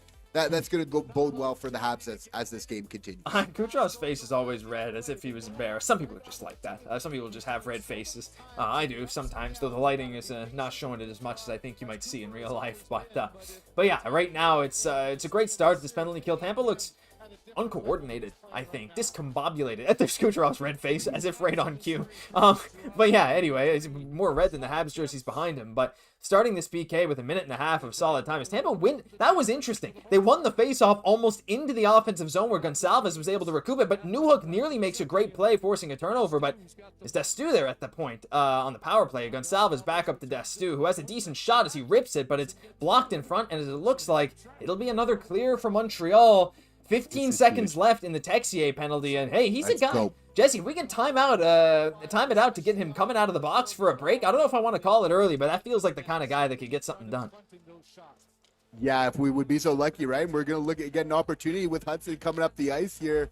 Oh, he's going for the home run here as usual. Just solid waste. Amazing kill for the Montreal Canadiens. Again, that was just so huge. because we know if we're playing good 5v5, so this is the type of hockey that we want to get back to playing. Yeah, I was scared that was going to be an icing. The refs let it go, but that was close. Like, Yeah, he it was sent borderline. that. Yeah. He sent that Oh, yeah. pass, like, perfectly timed. But that's Lane Hutson for you. As Yanni Gourde takes into the offensive zone, but he is shut down defensively as well. Great play by Carrier, who has been a really solid player for the entirety of this series. As Suzuki is able to squeak it out past the line, as it looks like it is Suzuki and Slafkovsky out there together again. So, again, some weird choices. Marty kind of just going with whatever. I think the reason that Marty is going with this line when Tampa's lines are shifted up a bit, right? After the power play, Tampa's lines are changed up a bit. He knows that Tampa can't get the exact line out they want to match Suzuki and Caufield, so Marty puts out his best line, Suzuki, Slafkovsky, Caufield, to try and take advantage, though. Unfortunately, it's Tampa who continues the offensive zone pressure here with some great forechecking by Yanni Gourde. For sure, but getting on the breakout right now is important. We're switching it up. We got in a blender. And I like that Marty's shaking it up. But again, guys like Slav and Suzuki, again, I'm just a big believer in him on that first line. And obviously just looking for that consistency for them to get reunited. But obviously it's all about the matchups right now and getting those right opportunities because it's extremely tight out there. It's a chess game. Marty is looking at everything that's going on. As 1-1. Kirby Doc has a chance Let's here. go. Oh, my God. So close. My Kirby goodness. continuing to play well here. How close was that? Again, this first goal is just going to be so massive, Josh, in this game here tonight. But getting just getting some chances here, banging some bodies. Oh, in it's front of the net. laying in front. Oh my goodness, man. Again, Montreal is creating chaos and a lot of chances where Tampa's not able to close in on the Montreal players getting close to Vasilevskiy. And Montreal has just not been able to get the puck past. There's another great chance for Tampa. It's a miracle that no puck has gone in the net yet, man. What the? As we get another chance. Oh, and it's Texier, the guy that I said could do something on a breakaway, but they're calling offside because he didn't have possession. Yeah. Oh my goodness. Shout out to Owen in the chat. Nice to see you too, Owen. What feed you watching the game on, says True Habs fan? Well, I'm watching on Sportsnet. Oh, man, yeah, I mean, that's a great play by Radish. He did what he needed to do. Kirby didn't really have a shooting lane there. Tried to sauce it, but Radish was in the way. I mean, I don't know what else you can do. How has there not been a goal in this game, Jesse? Back and forth, and someone's got to break through. And the first goal is going to create so much momentum that, you can only hope it's Montreal. But, right now, still, scoring chances in total, 24-9 for Tampa, high danger, 11-2. But I still don't think that passes the eye test. I think Tampa, they've had some fantastic chances. This is 5v5 only. But at the same time, I feel like Montreal's not getting these chances because they're not registering shots on goal. We've had so many times where passes have been disrupted on a phenomenal opportunity. So despite what the numbers say, I am not discontent with the 5v5 play at all. I still think it actually favors Montreal. Yeah, and we've definitely had way more than 2 high danger opportunities here in the game. It's just obviously a lot of those sticks last minute, right? To be able to deflect that. It's just been extremely tight. But again, for me, I'm just going to stand down to the take, Josh, before earlier in the season would have been better for if it's a high scoring game.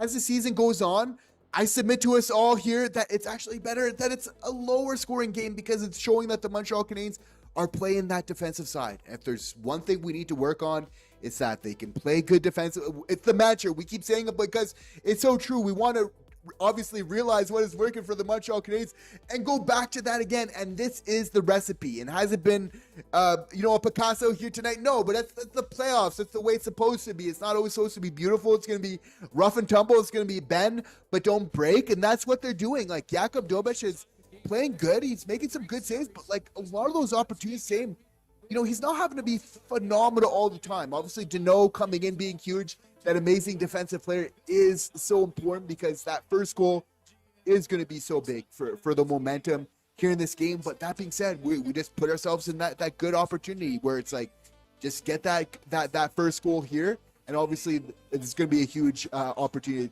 to really swing the momentum from there. Momentum, I mean, you can already hear it as we come back from the commercial break and the Habs fans are screaming. They're yelling at Kucherov through the boards. You have to imagine the make some noise came up on the Jumbotron, and oh boy, are they. They're making some noise as it is an offensive zone draw for Tampa, defensive zone draw for Montreal, as it's Phil Deno out there Again, a weird line. It's Deno with Anderson and Demidov. So you got some weird stuff going on. Like Marty. Everything. Yeah, we're seeing everything. Is that's going to be offside. But Marty kind of just going with whatever. And you have to think that he's looking at what Tampa's sending out there, trying to play this mathematical game, this analytical game. Now, it's not just Marty. It's also the assistant coaches, Trevor Letowski, whoever else is on the bench helping out. But, like, you're probably looking at who Tampa has out there. Okay, what's Tampa's next shift probably going to be? Who was just on the ice for Tampa? This, that.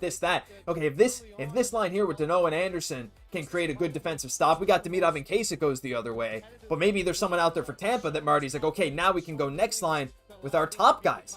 Right? As we see Jake Evans come right on the ice now to take this face off in the neutral zone. Like, he's just... But Anderson is still out there. So now it's Evans, Anderson, and Demidov. We're seeing some wacky stuff, but it's all calculated. And it's crazy that Marty's been doing. What an evolution from him as a head coach so far. And he's just doing a great job, right? And again, we just need to trust in Marty. This is very unconventional to be seeing this level of changes here, but he's just obviously we're needing to really switch it up here right now and just really play as the game in front of us as it changes. What a phenomenal play by Lane Hutson defensively. Now that is going to be an offside, I believe they're going to call. But look at this defensive play. As Mark Orr shouts out in chat, what a play by Hutson. The defensive play of Lane Hutson is so unheralded by fans of any other team that doesn't watch him play. Just such a good stick, always in the right spot. This is Jake Guentzel bearing down on you. I mean, Guentzel didn't get all of that pass, but Hutson was exactly where he needed to be. And the Habs are pretty content to let guys like that shoot. Don't forget, Guentzel scored from exactly that same rush last game. A 2-on-1, coming down the right wing. He fired a 5-hole on Dobesh. Dobesh a bit higher this time. He knew what was coming, but this time Guentzel was playing a different game, going for the pass, probably trying to surprise Dobesh. Naturally, reactions like, uh-oh, it's Guentzel again. I better save this. But it's Lane Hutson who makes the great defensive play, and the defense just, again, locked in, Jesse. Very, very few mistakes, especially here in the second period, and that's what you need for the rest of this whole game. For sure. Hutson just showing how important he is to this team.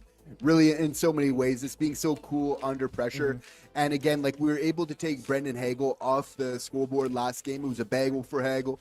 But now it's really going to be about, can we keep Guentzel off? Because that's really the top point getter for Tampa Bay here. So again, that's going to be the key guy to really be able to, I think, to target here tonight. And obviously the Habs as a unit, and Dobesh, a special shout out to Deno, are doing a great job of that. Yeah, Dobesh and Deno, the two goalies, two Vezina candidates here. As Slafkovsky, Suzuki, Caufield are back out together, though I believe this shift started as Brandon Hagel bears in, tries to rip a shot between the legs of Alex Carrier, which he scored on in this series. So a smart play by Hagel, but it was stopped by Carrier. Slafkovsky, Suzuki, Caufield. This started with Phil Deno on the ice as well. For the face-off specifically, and then he went off for Caufield. So some very interesting switch-ups here as it's Dastu leading the rush into the offensive zone for Tampa. Hagel sends a blind pass across the ice. Kucherov sends it back to the point. Again, deflected. The puck's just going everywhere. Tampa, again, being held to the outside. The shot pace has slowed down in the second period. Yep. But again, Montreal can really just... We know how much Montreal can kick into another gear. And if you can get Tampa tired, that's what you need to do. They're really forcing their top guys out there to try and get something to happen. I feel like guys like Guentzel, like Kucherov, like Hagel, they're out there a whole lot. Kucherov, already 10 minutes of ice time. He's going to be on pace for nearly 20. I bet you he might actually get some more as this game goes on, especially in the third period, as his face is more red than ever, but that's just how he is. That's just the Russian look. It wouldn't surprise me if Demidov was like that soon. As we see Phil Deno out there again to take a face-off, you could argue he won that. Tampa came away with the puck, but it's just a scramble, whatever. But Phil Deno has been Marty's multi-tool in this game. He's been out there with a bunch of different lines just to win face-offs, whether he's staying out there or going off, but he's doing a hell of a job. Philip Deno has been so valuable for the Montreal Canadiens tonight. Truly our Swiss Army knife in so many ways. That's and, the word and so central to a lot of that defensive success that we are having on this team. Again, like, we aren't playing that strong defensive game without a guy like Philip Deno, and really just fitting in on this team just like a glove in so many ways. I'd like to see Jack-Eye like getting involved. Like, Chad, aren't you a little bit surprised though that like we haven't seen Jack-Eye like drop the gloves or maybe take a look? Like, he's really, I think, making an effort to play like more of a simple game, but like not be like feel like he's the star of the show, which I think like for Jack-Eye, like that's his recipe. Like, he's just been playing so much more of like a simpler, stronger defensive game, but I feel like that's like getting involved physically, but also not like overstepping in that way as well. So I'm loving to see the evolution of Arbor Xhekaj, because it's a big guy that we've been a fan of for a long time, and him showing up here big in the playoffs is really huge for his future. Yeah, big in more ways than one. But yeah, like, I'm surprised he didn't drop the mitts. I mean, leave some X's in the chat. I want everyone to send an X for Arbor Xhekaj. X for Xhekaj. Let's see, an X go and give it to you. We need to see some hype for him. If you're on a different tab, you're just listening, come back and type X in the chat. Also help us get to 100 likes. We're only 17 away and we have over 300 people. Leave a like on this stream, everyone. If you want the Habs to win, they won't win if you don't like the stream. We gotta have 100. Come on. It really supports us too. Thank you so much for watching. But, talking about dropping the mitts, Dominic James clearly trying to drop the mitts, trying to get under his skin. Like, these guys are trying to get under the Habs skin, but the Habs have been so good with Xhekaj on the ice this series that I think he'd be doing the Habs a disservice if he went off the ice for a bit, as Dobeš saves a shot through traffic. That's another one that, like, sneaky good save here by Dobeš, Jesse. I mean, there's been a lot of shots here that maybe look easy to save, but have not been. He's been able to track the puck exquisitely on this night. And it's not just how he's making the saves, but it's really how he's doing it, looking very confident, very good. And again, like, I'm not surprised we're well over halfway of this game, and that Jakub Dobeš hasn't allowed a goal against. Like, the way that he's looking, like, for me in a lot of ways, like, this is just a hard goalie to beat. The way that he's coming out of the net, he's forcing these missed shots, these different things from Tampa all the time. The way he's playing, as we're getting a very good 12. Oh, wow, Vasi is not to be outdone though, making the kick save. Gotta be said though, I feel if we keep going, Dobeš is gonna win that goalie battle. Yep. Oh, there's another little whoa bouncing puck in front as Texier clears it away. But man, Tampa's done a great job this whole series of keeping the puck in at the blue line. Look no further than to the end of last game. Tampa did a great job of stifling a lot of clearing attempts from Montreal, but it's Jake Evans with the one-handed clear right there. Does some great work to help Montreal get some changes. But yeah, Vasi, to his credit, right, he got a lot of flack from Tampa fans after last game for not being on point, for not saving that Texier shot in the third period. But so far this game, Jesse, Vasilevskiy and Dobeš, they are both the complete difference makers in this game. Both of them with some phenomenal saves, as we have a new channel member in the chat, Pierre Gagnon. Merci beaucoup, Pierre. Thank you for becoming a channel member. And look, if you are Pierre in chat, anyone else, send your emotes. Slavzilla, Suzuki, Demigod, Hutson, Dobeš, all of these. Don't forget, all channel members get access to these. We want to see these emojis spammed throughout the entire game. I want to see more activity from all our members in the chat, because this game needs it.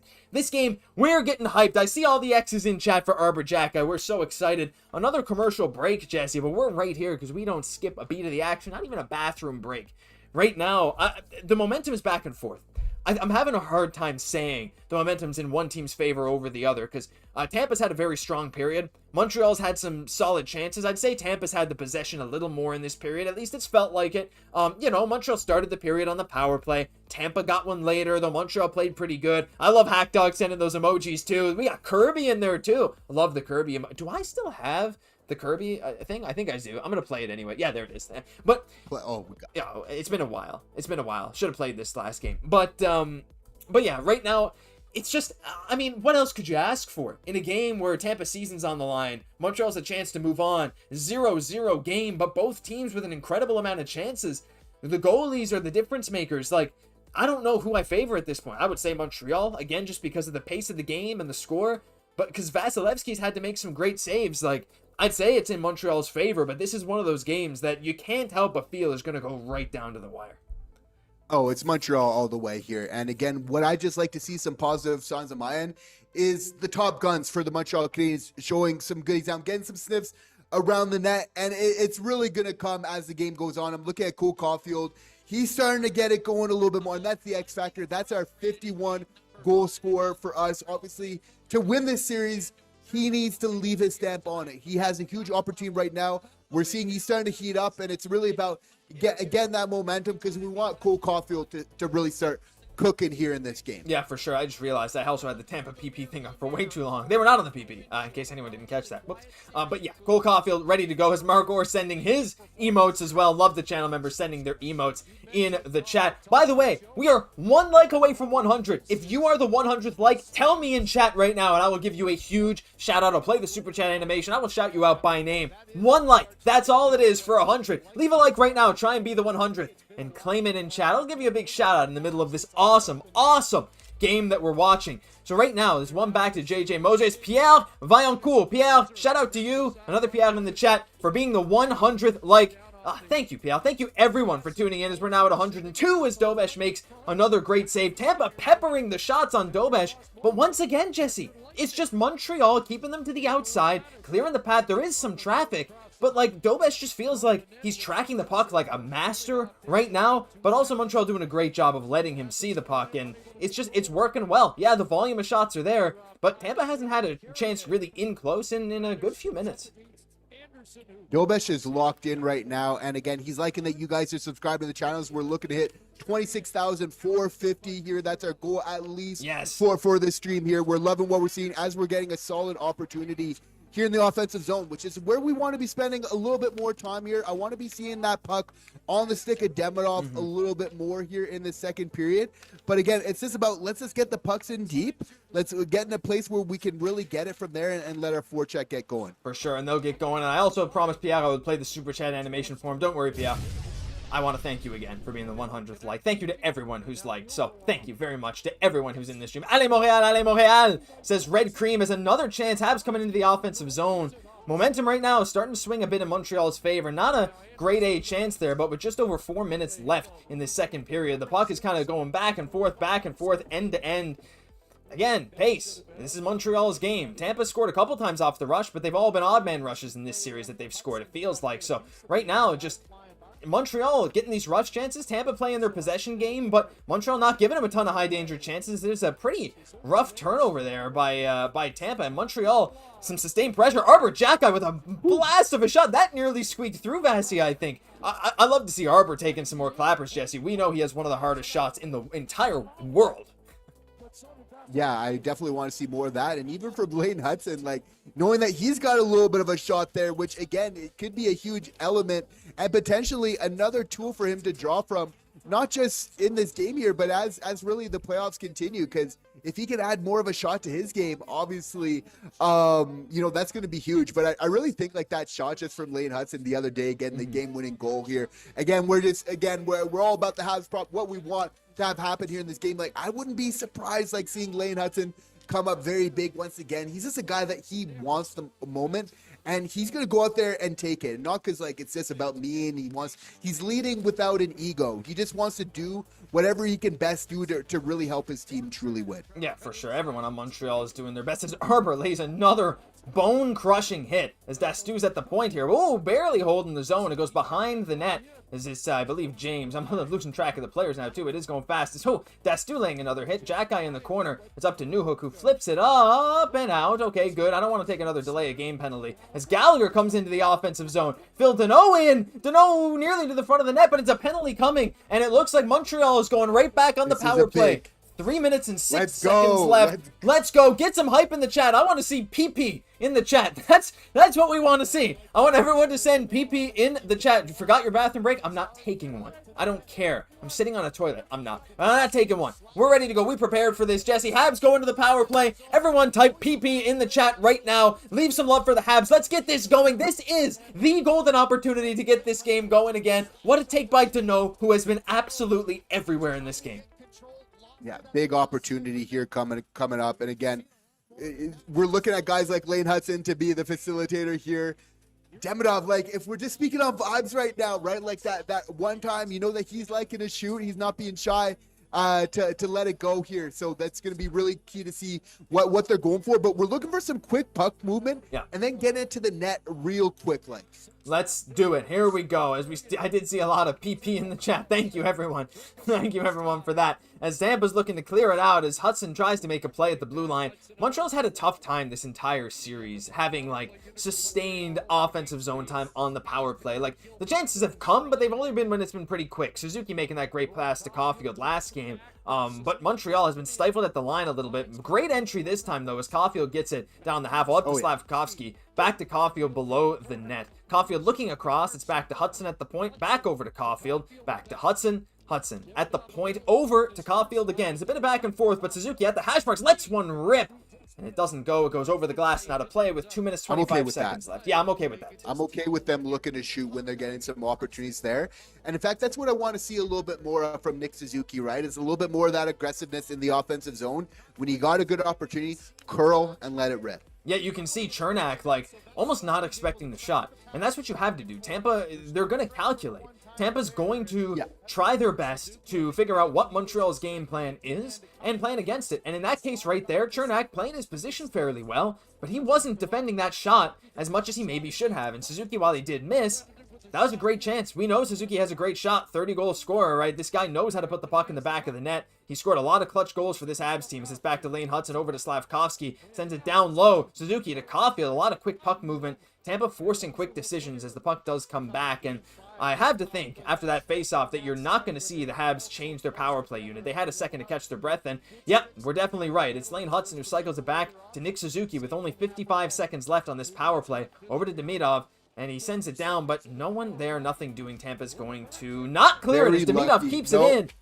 What a play. Caufield tries to go 5-hole. Again, some chances, Jesse. Habs making some noise here.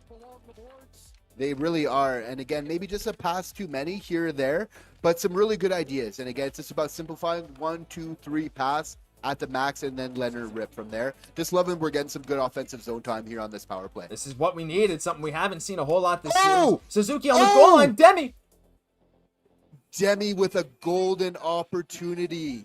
Just needing to lift that one up a little bit more to make the first marker in this game. Getting very, very close here. We're knocking at the door, brother. I'm speechless. I need to see. Did Vasilevskiy? It's a pad save. He needs to lift this one. He does. Just a little bit more. Just a little bit more. Twice. And then Vesey robbed it with the glove on the backhand. Yeah. Look at this. Look at the second save. Oh, that's disgusting. Oh, Andrei Vasilevskiy. I mean, look, we're Habs fans. Take a bow, Vasi. Yeah, Demi, he's going to get that. I'm not bowing. I'm not bowing to Vasi, but I'm telling Vasi can take a bow. I'm not bowing for him. No, but he can afford to take one. Fantastic save. You move on. You know what Demi's going to do next time? He's going to rip that top corner because that's what we know he can do. And he's going to want that one back. Great save by Vasilevskiy. But hey, we got a fantastic goal line save from Deno. We have a robbery from Vasilevskiy. Even Steven, it doesn't matter. Game's still 0-0. That's all we can look at. We can't dwell on this. We're moving on as Matheson dumps the puck back in with only 3 seconds left in the power play, as that's going to do it for the Habs power play. But right back at it, Zach Bolduc, Alex Texier, and Kirby Dach, Jesse. This line, we know they can make some noise. They are cycling around the puck early, making some smart decisions with the puck. And again, Bolduc really looking to just really funnel everything to the net right now. But again, this line just continues to be so good just to get that offensive zone time and really just protect the puck in the offensive zone. For sure, this is down low and a little shot by Kirby Dach. Kirby's confident. I love the confidence from Kirby Dach. Matheson shooting the one-timer through traffic. It's blocked by Dastu. Matheson's going to keep it at the line. Pressure coming up from Tampa. There's some pushing and shoving in front of the net. Matheson tries to use it to his advantage. The puck is bouncing, and it's Zach Bolduc who chips it back to Carrier. Over to Matheson. It comes out of the zone. Matheson's going to have to hustle back, but the Tampa players are tired. They're going for a change, and Matheson's taking it on his own against everyone on Tampa. Questionable play there. He nearly caused an odd man rush again, but I like the confidence. But he's raising my blood pressure a little bit in these last couple games. I think he's got to take those opportunities when it's there a little bit there. I think a smart calculated risk. He had some backup. I'm liking that this is some strong shifts to really end off this period. Again, a very extremely tight game. Like this game here is just so emblematic of the entire series. How tight that it's been right down to the wire here. But I'm liking that the boys are really finishing off strong, and they're going to look to build on that going into the third period. Yeah, I mean, what an end of the period. You're so right. Some great chances in tight. Deno with the backhand. Some Demi getting absolutely robbed. Someone said goal Tampa Bay. Yeah, see, someone trying to bait us. That's Walter in chat trying to bait us. But 2 periods down, 1 to go. A 0-0 tie. How we feeling, chat? W if you think the Habs are going to win. L if you think the Lightning are going to win. I want to see everyone. I'm spamming the W's in chat because we know that this pace of play, the way Montreal is playing, it just feels right for Montreal to win this game. As you know, that period actually took less time than the first period, which is I meant to say the same amount of time as the first period. Actually, about an hour. Like, that's pretty interesting. Intermission in second. This game's going a little long. It's already 9 p.m. almost Eastern, 8:50 Eastern. So, an hour and 50 minutes into this one. This game could go for a little while longer. But we see some L's in the chat. Walter, I think, is a Lightning fan, and that's fair. We like having a lot of people from different fan bases, and even Walter saying this has been one hell of a series. I completely agree. The Poirier's 19 saying we got this. Now, I think that's some hype from you, Jesse, for you and your family. Some great stuff coming in here. Yeah, thank you, wifey. We appreciate that support. We got this all the way. The boys got to rally. It's close right now, but in the locker room, these guys are believing in each other. And what did we say pre-game, Josh? We needed to say that we needed to take less penalties. I think we're doing a great job of that so far. We're playing that solid defense in this game, which I think is just super important, our key to victory. And again, like some of our top guns, they're showing some positive signs. Have we been able to put in the back of the net? No. Demidov coming so incredibly close, not once, but twice. But again, it's about getting those opportunities, building on it, knowing that it's going to come if you just keep putting yourselves in good positions. Exactly that. The guys that we said we wanted to make noise in this game have been making noise. Caufield, so many opportunities in this game alone. Ivan Demidov, robbed twice on the goal line on the power play and robbed on a 2-on-1 opportunity. The two guys that have been the quietest relative to expectations for Montreal this series. No doubt about that. Obviously, Caufield's still getting some points in game 1 and still has 4 points in 5 games, whatever. But those two guys, we expected them to create a little bit more at 5v5 on their own. Guess what? They're doing it in this game. And the other lines have really stepped up too. Tampa, to their credit, have been fighting, right? They have not made this easy, but Montreal has done everything they can to keep this game physical, to make Tampa uncomfortable. And when the going gets tough in this third period, when Tampa has exhausted all their legs, they've been playing a faster game than we've been used to them seeing so far. It feels to me that, again, Montreal has that extra little bit of pep in their step, and the longer this game drags on at this intense pace, the better Montreal fares. And I think a lot of people in the chat, a lot of Habs fans, maybe even Lightning fans, would agree with that sentiment. That's definitely true. And you got to feel like the more that we get a chance for the 5v5 play, the more that you're giving a chance for Cole and Zooks to really bust through offensively. Again, it's just all a matter of time. It's going to come when it's going to rain. It's going to pour, Josh. And just saying this right now, like, even though that this game has been really tight, call it vibes. I'm not going to be surprised if we see things open up here a little bit more in the third period. We see maybe a couple goals going either way here, or maybe just obviously the Habs looking to really get the upper hand here and really separate themselves as the game goes on. But again, extremely tight just in all facets of the game right now. It's really a gut check time to really be able to keep that composure. And we're going to go back to, again, the call out from Nick Suzuki ahead of the game, which is really to be able to see clearly in the midst of the chaos. And right now, they're in the midst of it right now. It's a 0-0 game, elimination game. At home, you're going into that third period. It's just about focusing on what you can control, your part of the game. And again, not letting the emotions, wanting it, going for that ball, going for that puck more than anybody else. But at the same time, keeping those emotions are in check. If the Habs can do that in the third period, they're going to be able to get the W here. Yeah, keeping the emotions in check is going to be big, because you can't afford to get a little overzealous and take a penalty. But you know what? Our guys have been doing a great job of that. Zach Bolduc, who's been a thorn in a lot of the Tampa's players' sides, has done a good job of not getting too overboard, but mainly Arbor Jack guy. I mean, he's just one of those guys that you're like, the refs have been on him, right? To pull him the only one out of the scrum in last game and call a penalty, ridiculous, yeah. Right? But he's done a great job of being physical, chirping Tampa, getting their players into it. But, Montreal is able to, just really, really stave off the pressure when they need to. And Arbor's been one of our best players tonight, as we're looking at another beautiful replay of that save from Vasilevskiy and Demi slamming the door, wow, putting his hands on his head, getting a good pat on the back from Slav. Who knows? Hey, buddy, shit happens. He's going to get back. Yeah. Oh, yeah, Demi's not happy with himself, but hey, you can be in the young rookie. You know that there's mature voices in that locker room, Marty St. Louis included, that are saying, listen, man, don't you worry about this. Don't worry about it. This is going to happen a whole lot in your career. It's going to come in maybe even bigger moments than this. And it's nothing you could have done. It was a great save. Just move on. And I think having the veteran voices in the locker room are just going to be such a big thing for this team too. And I think people do underestimate sometimes. Yes, we're the youngest team to make the playoffs in modern history, but we have a lot of guys who have been to the big show. Anderson, Gallagher, Newhook has won a cup, Suzuki, Caufield, these guys all know what it takes to get to the finals. And Deno, right? And yes, there are some inexperienced guys, but having those voices of reason who have seen the ups and downs of everything, know that every given moment is a moment to capitalize on. I think, better position than I think most people give us credit for if they just look at the age.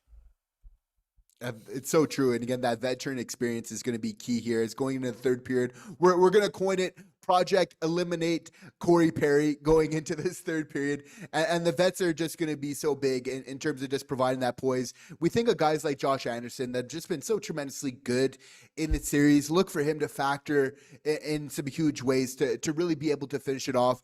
I love, again, what we're seeing from Marty. I think we got to go back to him and just what he's being able to do and switching it up. But I love the fact that we're coming back to Slav along with Cole, Nick Suzuki. I think to get the best out of Cole Caufield, he really needs, especially for Cole, he really benefits from having Juraj Slafkovsky on that line, out on the ice with him, winning those puck battles, but also just the great playmaker and passer that Slafkovsky is as well. So I think that's really big. But again, Marty, we're switching up our defensive structure. We're going. There was moments of the 2-1-2 even in this period as well. So I'm liking the aggressiveness at certain moments as well that we're showing in the defensive game. Look for that to continue in the third period, which is just such a great look from this team. Yeah, this team has been doing so much good stuff. Lots of different lines and a lot of different lines. I'm actually taking a look at Money Puck. You might see me looking over here. I'm trying to take a look at the stats. Do you know how many lines have registered at least 1 minute at 5v5 throughout this game for the Habs so far? You probably won't guess. I mean, that's kind of a ridiculous question for me to ask you. But it's a lot. I'll just say the number. 1, 2, 3, 4, 5, 6, 7, 8. 8 different lines have played at least a minute at 5v5. And you also have 5 other lines that are at least 40 seconds at 5v5. It's ridiculous. But the 4 most used lines at 5v5 for the Habs. Number 1. Texier, Bolduc, and Doc with 6 minutes and 9 seconds together. Slafkovsky, Suzuki, Caufield, 4 minutes and 54 seconds, which is our top line normally. Then Caufield, Suzuki, Anderson with 3:47. Slafkovsky, Deno, Demidov has actually registered more than Evans, Demidov, and Slafkovsky, which has only registered 44 seconds together. So they're really putting Deno out there. Okay, what the heck is this? Deno is at 5v5. He is on the 4th most used line, which is Slav, Deno, Demidov. He's on the 5th most used line, the 6th most used line, and the 8th most used line. All of them involve Phil Deno, Jesse. Marty St. Louis really going out there and just sending out different lines for different situations. By the way, Slafkovsky, Deno, Demidov, 4th most used line tonight, 100% of the expected goal share. So this line has been clicking to some extent. And that really passes the eye test for the regular season as well. So it'll be interesting to see. We have a little bit of a hybrid of where we see Juraj Slafkovsky, because he's playing well on the top line. You have to feel like the metrics. I'm sure if we're looking at the Corsi for Caufield, Zooks, and Slav, there's maybe some positive notes there. While still obviously fairly even, which has really been the course of this entire series. But again, the fact that Slav is also looking good with Demidov really just speaks to his versatility in this game and how beneficial, how he's truly built for playoff hockey. Because again, does Tampa have a player like Juraj Slafkovsky truly on their team? I think Cole and Kucherov, they're the snipers extraordinaire. Obviously Kucherov's amazing playmaker as well, but they don't got a guy truly like Juraj Slafkovsky that has that size, but also that level of skill to go with it as well. So definitely when you're that rarity of a player, it tends to show up in the biggest moments, right? Where everybody's tapped out, where it doesn't matter. Well, Slav's got a little bit more in his game. He's got some more reserves just because he's just so well-rounded, not just in the offensive side, but also on the defensive side, which I think it's important for us to maybe talk about here coming into this third period of what's going to allow the Habs to be successful. And Juraj Slafkovsky, as we saw, was central. He was out on the ice in Game 5 with those last couple minutes left. Slav is out on the ice with Deno and everybody else, all the best, basically, defensive players for the Montreal Canadiens, because Slav isn't just providing it offensively, but it's defensively. It's who can do that the best this third period? That's what it's going to come down to, because the top guys, they're playing really good both ways. Yeah. It's just who can really do it when it matters the most. And the thing about Slav is he's a big body, right? He just takes so much spot in space out on the ice. He put that with a lot of goodwill and willingness to win puck battles as well. And again, it just helps the team defensively in just so many ways. So look for him to be a big factor in that way as well. Yeah, I really think using his physically imposing size is going to be huge. And this is a series, you're very right, and I didn't really think about that too much, but Tampa has some physical guys. Obviously, like, Corey Perry is a big and physical guy who also has a goal-scoring touch, but he's not what he once was, and there's no doubt about that. But other than that, like, yeah, like, some of their smaller guys are still physical. Like, Yanni Gord's a very physical guy, but he's not driving the play as much, right? Like, there's a whole lot of stuff like that. Zemgus Girgensons, hey, he's physical, he's big, but he's not No slap. No, he's not slap. He's not even close. I mean, one of the best names in NHL history. I'll give him that. Okay, but that's all I'm giving him. So, like, it's just, there's no one like Slav, but also Montreal just has these other big guys like Anderson, right? Like a Kirby Dach. Why do you think Anderson and Dach have made such an impact on this series so far? Well, guess what? Slav has a hat trick in game 1. Anderson's been everywhere in every game. Kirby Dach the last 2 games has stepped up big time and got multi-point games. And what do they have in common, right? These 3 guys who have been some of the 3 biggest explosive offensive players for Montreal at times, they're all our biggest guys who are really going to the net and making things happen.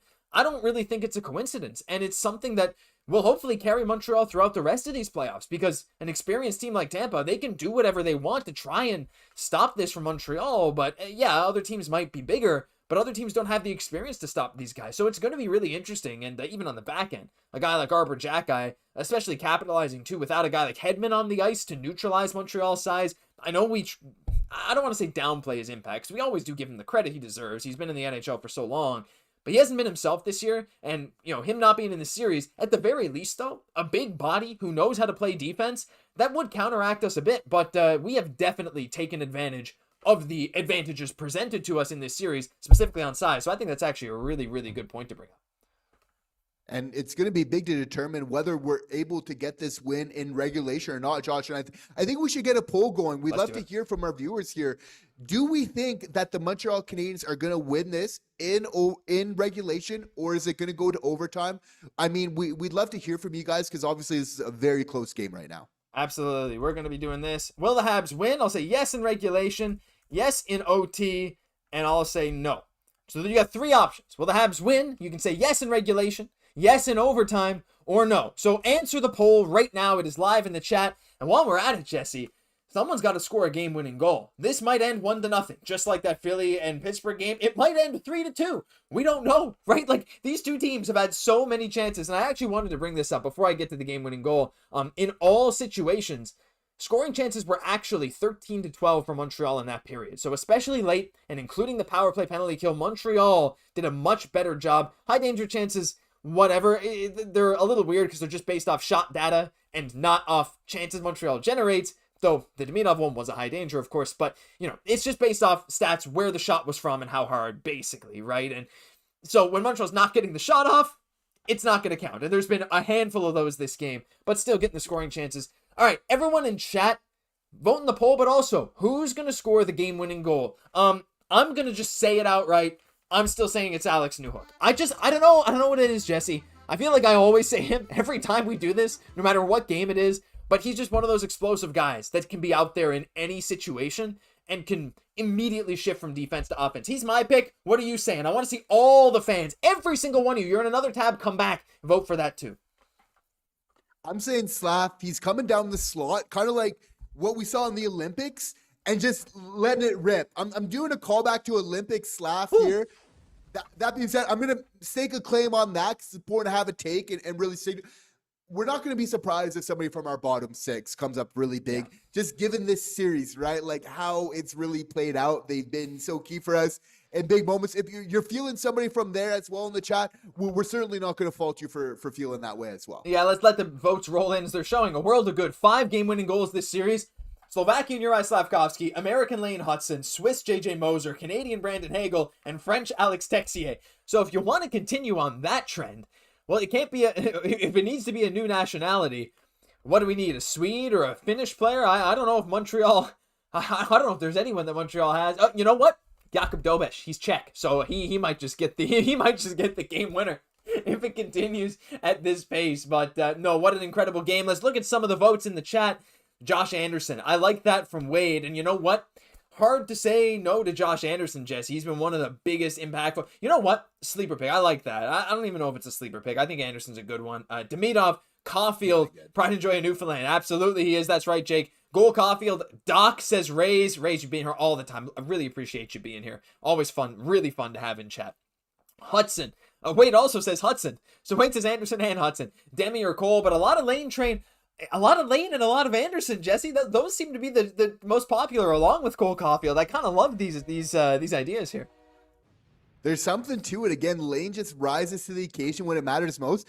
And you'll see what he'll do. Like, if this is third period and it's still scoreless, you know, obviously, instead of dropping that puck back, he's just going to be like, hold my beer. I'm taking it into that offensive zone. And we know the way that he's so quick, he can get that slot. He can get 10 feet away from the net real quick. And obviously, that shot is improving here. So I love his ability, again, just to be able to take over games when it matters most. And that's what's going to come down to, like, who really wants it. Again, Cole has been so good in the regular season in these 1-goal games when it truly matters, right? We've seen Lane Hutson be that guy that truly wants the puck. We've seen moments of that from Demidov. We'll see that more and more. And we've seen that also from Slav. And like Nick Suzuki, like a foregone conclusion. He doesn't get enough respect just because we know how good he is. We expect all of you guys to know how good Nick Suzuki is, right? Like, we're still going to provide that praise. But again, we just take that as a foregone conclusion. One of the best two-way centermen in the year. He's going to get the Selke in a landslide victory here going on this summer, and really well deserving. So it's going to be who really wants it the most in one of these key moments here. Again, I just feel good that we got guys on our team that truly seem to want it when it matters. Yeah, they really do. And you know what? I didn't see a single vote for Suzuki, but the guy who scored one of the most clutch goals of the tournament for Team Canada at the Olympics, like, he's someone that you talk about stepping up. I don't know. Part of me wants to switch my vote, but I'm okay with Newhook. But I really love some of these votes in here. No problem, Rays. Appreciate you being here. We got some interesting votes. We got Arbor from Diane. I love that. And someone said, I love the 98-mile-an-hour slapper. That's a really good. Someone said Texier as well. Texier for me. As we got Walter, who is a Lightning fan in here, saying Jake Guentzel. We all know what happened with the Olympics. USA. Look, Walter, you know you're in enemy territory here. We welcome you into the stream. Thank you very much for watching. But if some fans boo you, I think you brought it on yourself. But I appreciate you watching here. And you know what? Jake Guentzel's had a great series, but he ain't scoring again. It's all right. Suzuki would be nice, says 3D Vince. Yeah, you know what? I just... Part of me wants to change my vote, but it's all right. I stick to my guns. I'm not going to switch it just because I was deterred there. But look, here's the thing. He's one of those guys. I mean, we talk about it all the time. How he just quietly gets points all the time. And he shows up always when it matters. No matter what. He might not have the best game here or there, but he's probably getting on the score sheet. He's probably making a bunch of fantastic plays. And it's hard for me to say that he won't be involved, as, Jesse, we're getting ready for the third period in what's going to be an unbelievable finish to this game. Incredibly hype. Habs 7-1 all time when leading 3-2 in a 7-game series here. So look for the Habs to finish off strong. History is on their side. Here we go. Period 3. The puck is getting ready to be dropped. Nick Paul versus Nick Suzuki. It's won by Suzuki, and here we go. Caden Goulet gets the puck. Third period is underway. Shots are 17-16 for Montreal. We're going to end the poll while we're at it. What do the fans say after the second intermission? 60+. 66% of people say the Habs will win in regulation. 27% say Habs win in OT. Only 7% voted for the Lightning to win this game, as we expected. Bit of a biased crowd here, but honestly, I wouldn't have it any other way. Montreal brings into the zone. Andrei Vasilevskiy handles it behind the net. It's Ryan McDonough who recoups it here. I mean, again, we talk about it all the time, Jesse, but you can't play prevent hockey if you're Montreal. You got to just go. You got to get a goal. Someone got to get a goal. You got to be aggressive, because you know Tampa's going to be aggressive. Their season is literally on the line here. You have to curb that, but also play your own game within it, because it's very easy to get trapped in Tampa's desperation. We see at the end of the game, right? Desperation can make you do some amazing things and play some amazing hockey and get the other team on their heels. So you can't fall into that trap. You just got to stay calm, play your game, but I'm very sure Marty had a whole lot of that to say during the intermission. We're manifesting la game for in the third period here for the Montreal Canadiens, and it's really in the neutral zone where this game is going to be won for the Habs here again, and they're doing a great job of that so far here of controlling the puck again in the neutral zone, because this series is incredibly tight, right? So who's going to be able to control that zone here in this third period is going to win this game. Whew, yeah, it's, you know, the minutes tick down and every single play gets magnified, right? Even an icing like that on Tampa could get magnified, right? Tired skaters, get an offensive zone face-off.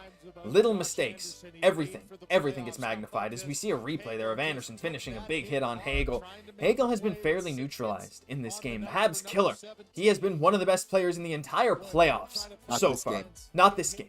Not this game. He has been silenced, and I think, Jesse, a lot of that credit has to go to Martin St. Louis again for shifting up the lines. Jon Cooper had the edge in the first few games at silencing the Habs top line. Tonight it's the Habs top lines who are making some more noise, and the Bolts top lines that are not really getting going. And we know that's exactly what we've been waiting to happen as Gallagher gets in close.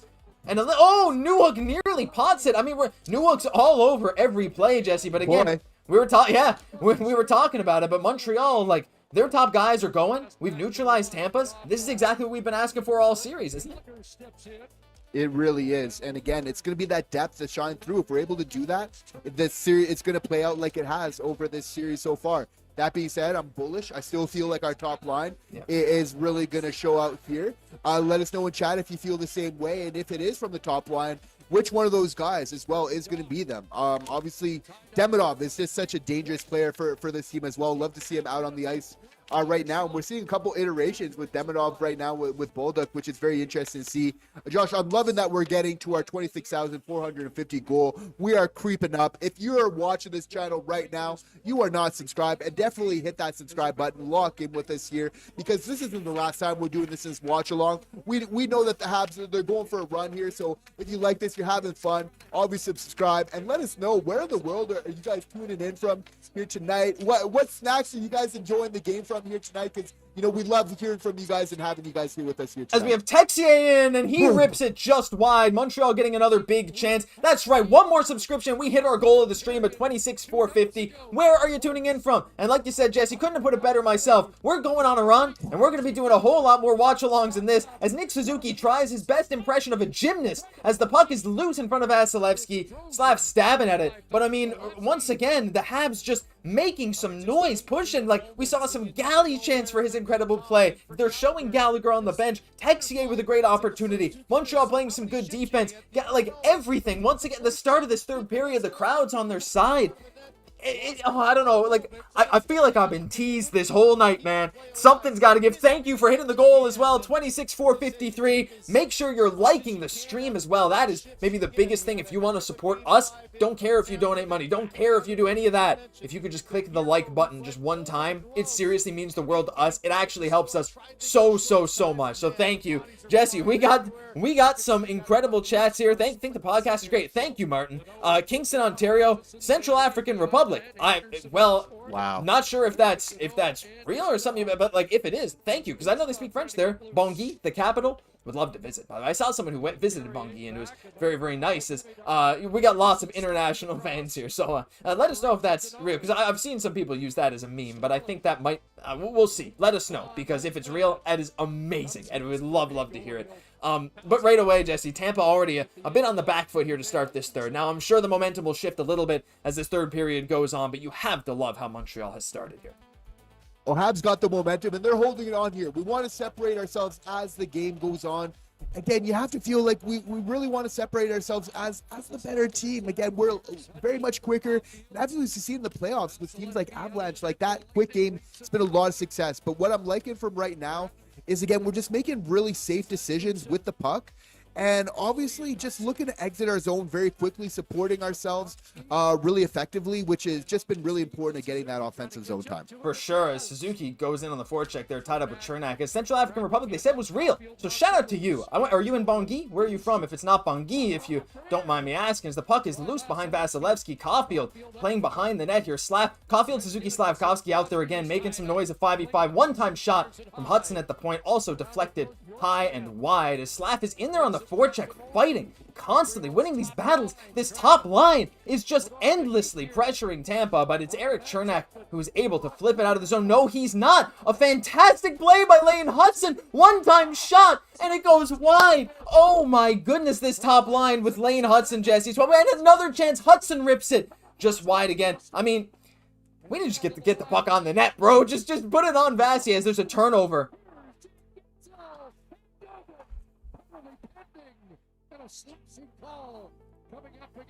So that's not what you want to see.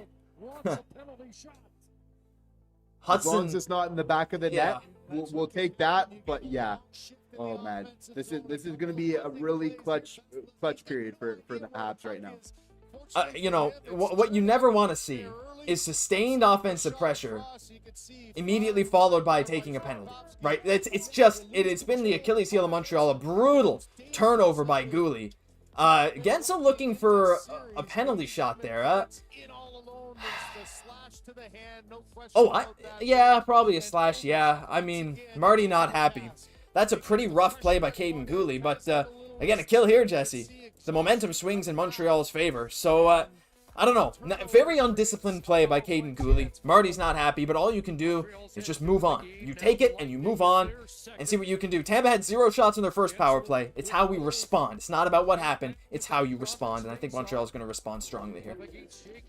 Yeah, and it's about the boys rallying, but again, the way that they've been playing of late, of just being able to collapse, allow Dobeš to be able to see the pucks, you got to feel like if they're going to be able to maintain that shell here during the kill, they're going to put themselves in a good position to burn this game. Completely agree. As Jake Guentzel has been a dangerous player for Tampa, scoring some goals, being very dangerous, getting a whole lot of points. As Tampa's once again forced to the outside, it's Kucherov handling the puck over to Guentzel. They're looking for Point in that bumper spot. He scored from there in this series, but they're giving the lane to Brandon Hagel down there by the goal line. He's not taking the step. And they cycle it back. Kucherov's probably not going to take that one-timer. It's Jake Guentzel at the top of the circle. Cross-ice pass to Radish. Didn't get all of it. It's back up to Jake Guentzel, over to Kucherov. Tampa sustained pressure.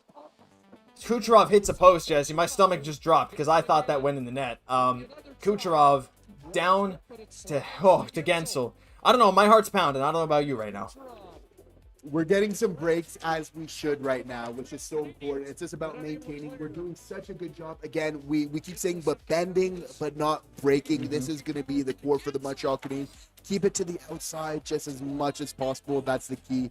We're putting some bodies in front right now and getting that big, obviously, opportunity with that puck to lead in the blue lane. Jesse, I think we have 3 goalies tonight. We have Jakub Dobeš, Philip Deno, and the posts. This is insane. How demoralizing must it be if you're Tampa and you're hitting post, you're beating Dobeš, but you're hitting post after post. But if it doesn't go in, it doesn't go in. Montreal might have got away with a high stick there. No ref saw it. Brayden Point has to go off the ice. Is he bleeding? I'm not sure. But Montreal looks to get away with a high stick there. We might have to see a replay, but it's all right. Tampa coming the other way. Pushing it into the corner is Dominic James as his power play is about to expire. Montreal with a big kill. Not sure if they got away with a penalty. We'll probably see Tampa fans complaining about that for 20 years if this game doesn't go their way. But hey, it is what it is. Back at even strength. What else could you ask for? Hey, you know, they hit a post. Stretch pass into Anderson. Jesse, I mean, this game, this is frantic. I can't even speak at this point. I'm just a fan. I'm just watching. There's so much going on right now. Again, such a big kill for this team. Such a young team here in the playoffs right now. You got to feel like they're building off of it. Their confidence is growing by the moment. The crowd, they're feeling it right now, as obviously the camera pans there. Dobeš just standing on his head right now. Again, this team is just ahead of schedule in so many ways. And at the same time, you know, Dobeš standing tall, being in front of his net, he's forcing those shots to go astray as well. Yeah, oh boy, yeah. So they showed the replay. It was Matheson chopping at a loose puck, and the follow-through hit Point in the face. So that's interesting. By rule, I don't know. I would say if that happened to our player, I would probably be complaining for a penalty. I'd have to look at the rule book. It was a follow-through on an attempt to swing at the puck, but he didn't actually hit the puck. So is it counted as a play on the puck? I'm sure that'll be a big talking point on Twitter or wherever you want to go for your toxic game discussion. But right now, this has gotten completely frantic. People saying we got lucky, but you know what? Yeah, we hit the post and Tampa hit the post twice. Tampa also got lucky. You manifest your own luck in a lot of ways, right? Some great chances there for Tampa. If people are saying that's definitely a missed call on Matheson, it probably is. But you know, again, what can we do, Jesse? We can't look in the past and be like, well, you know, they should have done this or that. We just got to look forward. That's all it is right now. 12 and a half minutes left in this game. 0-0 tie. Are we getting into next goal wins territory? We absolutely are. This is the moment right now. This is clutch, gut check territory right now for the Montreal Canadiens. And again, this whole game has just been who's going to blink first. And this is what it comes down to in these elimination type of games. So again, really gut check for all the boys to really group and rally together. And this is where like that closeness and that chemistry that this team really matters. But again, the fact that we haven't had some calls go our way, this what Marty says all the time, like just play the game the right way and you're going to get rewarded, right? And that goes in terms of calls as well. You play it, you're not going to get the calls at the right time, but maybe when it matters the most, it's going to really balance out as it should. I think for one, as much as officiating has been a huge course and really issue over the course of this series, I'm just happy to see some calls going our way as they should. And you got to feel like maybe those bounces translate to the scoreboard as well. Yeah, I agree. And you could also see on that replay there, I'm decent at reading lips. Hagel saying to the ref, how was that an effing follow through? And the ref said he was swinging at the puck. And I couldn't see what the ref says back. But then Hagel said, the puck was way in the air. It was up here. So that's what the Lightning are complaining about. They said Matheson was swinging at a puck way in the air. So how can you call that a follow-through? But you watch the replay, it was near the ice. So I don't know. It's interesting. But I want to shout out some other people where people are watching from Granton, Nova Scotia. One big Habs family agree. Hit the post, hit the post. Listening from Sumba, Indonesia. From Biscola. So many people from around the world, Jesse, tuning into this right now as they show another replay. I think Jon Cooper and his team have a definite point. Yeah, it's going to balance out. Yeah. It's going to balance out as it should there. Yeah. I'm not going to lose too much sleep for No. that one. Nothing we can do about it. He was bleeding too. So that's something that's going to be talked about. Gatineau, Quebec. Oh, very, very familiar with that area around these parts. But hey, you know what? Again, take it, move on. Was it a missed call? Probably. I'm not. You could argue it was a follow-through, and that's what Habs fans, I think, will do. And yeah, maybe I will, but we'll just forget about it, and we'll move on here in the game. As Tampa did try to score on a wrap try, Brandon Hagel's out there playing like a man possessed now. He looks like a demon out there right now. I don't know. He's going crazy, but it's the Habs with a break, and Josh Anderson nearly scoring again. I mean, whoever called Josh Anderson in the chat, Jesse, I mean, ever since that, this third period, he has been crashing the net like the big man he is, and we know the Josh Anderson special. Haven't seen it a whole lot this year. Just turning the shoulder and cutting in, but he's been doing it a bit in this game. He's been good all series long, so very right to think that he's going to factor in. Again, love seeing the big body checks because, again, from our D-men right now, because it's so important. It's a momentum game right now. Is who's going to be able to get the most momentum in different plays, like those checks, different things. There's like a certain momentum value that's associated with each of those. Who's going to be able to really accumulate the most of those over the last 11 minutes of this game? We're going to have to see. There's a big crushing hit from Goulet on Lilleberg, but it's sent out in the front by Gonçalves. As right now it's Bolduc heading the other way after Montreal had a great chance. It's up to Goulet, and I'm guessing he's just going to let it go in there and try and play. Right now, Vasilevskiy, Jesse, 3 goals saved above expected on this game. Dobesh about 2.5. Both goalies have been phenomenal tonight. Shots 24-21 for Montreal as the Tampa Bay Lightning are coming in on another rush, but the shot is blocked on Gage Gonçalves. Montreal scrambling for the puck as it's Kirby Dach goes into the corner with Gonçalves. Gonçalves wants a slash. He lost his stick as Goulet rides Bjorkstrand into the boards. Lane Hutson's trying to pry the puck out of there, trying his best. Not sure if the refs are going to blow this one dead. They're not. It looks like Sorelli is going to come out with the puck, try and send it back around the boards, and he does, as people are still tied up in the corner. Bolduc hoping there to get the puck out of the zone, and he does. Puck is dumped down the ice. We got some people from all over the place. Tampa, Florida, says Walter. Hey, from Gossard. We got La Prairie from Argentina. Hola, Zubi. Thank you for being here. I do speak a little bit of Spanish, but hey, I don't know. Argentina is a bit of a different accent, too. La Prairie, Saint-Jérôme, Quebec, people from all over, Jesse, watching, and everyone sharing in this Habs love. Make sure you're liking the stream, too. We're 5 away from 150 as Slav comes into the zone, sends it across. Slav with Caufield and Suzuki again, Jesse. We've been waiting to see these guys in the third, and I think this is the time you got to unleash them. Yeah, and I'm liking what I'm seeing from them so far. We're buzzing there in the offensive zone. We're looking to get a lot of traffic in front of Vasi. It looks like that's the way. It's going to be some type of deflection. It's going to be some type of traffic because both goalies are definitely dialed in right now. The Habs have kind of figured that out. They're looking to really funnel some pucks towards the net. They're also playing more of that possession and high danger opportunities as well, off the rush. Yeah, it's that first line doing some great work. Slav there running Perry into the boards.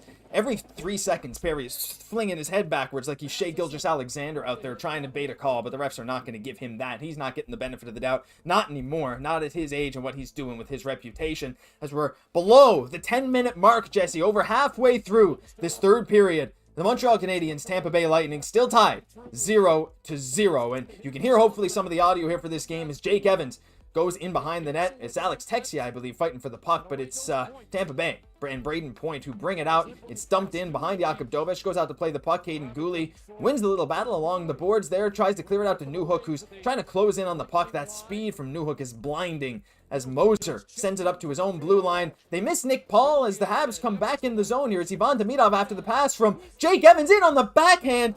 He's been making some noise, Jesse. Ivan Demidov is a guy that has just been an inch away from a few different goals, and there's another great chance generated by him. Yeah, and again, it's the boys are really, again, bringing some speed into that offensive zone and winning that neutral zone battle in a lot of ways. As tough, as tight as it's been in that third period right now. But Dovesh obviously equal to the task as well with a huge save right there. Massive save, and the players getting physical in front of him. Struble with his helmet off. You can see Chernak and Josh Anderson tied up a little bit here. Two big fellas. Neither of them are going to drop the mitts, you can be sure. Both teams need them on the ice. Chernak, one of the big minute eaters, and Jack I think, is just walking around without a stick, just kind of like, you know, just looking, see if he can grab someone or punch someone. Anderson and Chernak trash talking. You know, I always find it fascinating, the difference between on ice and off ice. You know, it's so crazy that a lot of these guys, after this, what seems to be like a blood feud between them, just end up off the ice. Great series. Yeah. There's just a mutual respect as Montreal has generated a lot of chances. Tampa, the Bucks been loose in the crease a few times, but no one has been able to solve the goalies. I mean, again, oh my goodness, it's Moser who fanned on the puck in front of Jakub Dovesh. Next goal wins. I don't want to say that's true because both these teams have been so electric. Both these teams are able to score at a moment's notice. We saw Montreal, after Tampa scored last game, Kirby Dach took them less than a minute, right? These goals can come one after another really quick. So no matter who scores the next goal, it's easy enough to say next goal wins in a 0-0 game with less than 9 minutes left. But even so, like, I'd have a hard time saying that's the case. I think we just still have 8.5 minutes, and who knows what's going to happen. Though I will say, I'm still very confident that Montreal's going to pull this one out. Definitely, and somebody's going to need to get Philip Deno a big, large pizza after this one because he's just been so central, just really playing with everybody on the. We're going to see Philip Deno playing defense before the night's done. He's just basically been on every single pairing for the Montreal Canadiens. Amazing to see what he's been able to do. Yeah, for these last couple of minutes, obviously, like, this is gut check time. It's obviously staying extremely tight, and it's just, can the Habs really keep them to the perimeter? I think it's going to be so huge, and obviously make those smart plays defensively. We got burned a couple times, not because, you know, we're not the better team, but we're putting ourselves in some bad spots where maybe we're getting a little bit too greedy. We're going to want to go for the kill at a certain point, but while playing a little bit of that safer game, which, because it's all about the defense right now for the Montreal Canadiens. Yeah, safe in terms of just being contained, right? And Montreal, like, we know, we're not in a position to just play prevent. Like, they're not going to. They need to score. And right now, like, this whole game, it's favored Montreal when the pace has been fast. These chances off the rush, Montreal's had way more off the rush. Tampa's had way more in, when they've had some sustained offensive pressure, offensive zone time. They've had some rushes, but those chances have kind of been shut down a little bit. So I'm excited to see what's coming up next. What does the Bell Center crowd sound like, says Stefan, the viewer from Central African Republic. I've only been there for regular season games. It's quite literally something you cannot describe. It's when you walk in there for the first time, your first time going to the Bell Center, seeing the center ice logo before the game, you get overcome with emotion if you're like a big Habs fan. No, I didn't cry, but you feel it. It's like this deep feeling in your stomach of like, oh, I'm meant to be here. And then when they play Fix You after the intro of all the players, and it's like that feeling of euphoria, really. Like, no matter what game, regular season, playoffs, it doesn't matter. It's just one of those places you have to go if you're a hockey fan. So 113 decibels earlier. Unbelievable. Yahoo, go Habs. Oh my goodness. From Bogota, Colombia. Gracias, David. Gracias para escuchar nuestro, that's French, podcast. I mix up French and Spanish so much, it's hard. But anyway, Jesse, ready for the final 8.5 minutes? If we go to 4-on-4 hockey, some open ice, I think that can favor Montreal pretty well. Yeah, get that speed game going again. It's all about really controlling that neutral zone here. The boys are forechecking hard right now, being aggressive, which is exactly the way that you want to be. You still want to be staying on your toes here in the third period. As Lane Hutson decides to go 1-on-4 and still nearly gets a shot off. I mean, that's ridiculous. I mean, it nearly worked, which is crazy. But Tampa coming the other way. They might have had a little rush there, but no. There's Littleberg who's going to reset it to Brandon Hagel and try and get some speed up through the neutral zone here as they do. Oh my goodness. Okay, like, I don't know. Every little play here, again, like I said, it's magnified. As Tampa's here in the offensive zone, some sustained pressure. They're cycling around the top. It's Brandon Hagel at the Canadian Tire logo. Of course it is. Anyway, Cole Caufield closing it on Radish. Dobes didn't know where it was, and it was right underneath him. How many times has that happened in this game? The puck just drops into the paint, and Dobes is just like, oh, wow. I found it. I got you. Don't worry about it.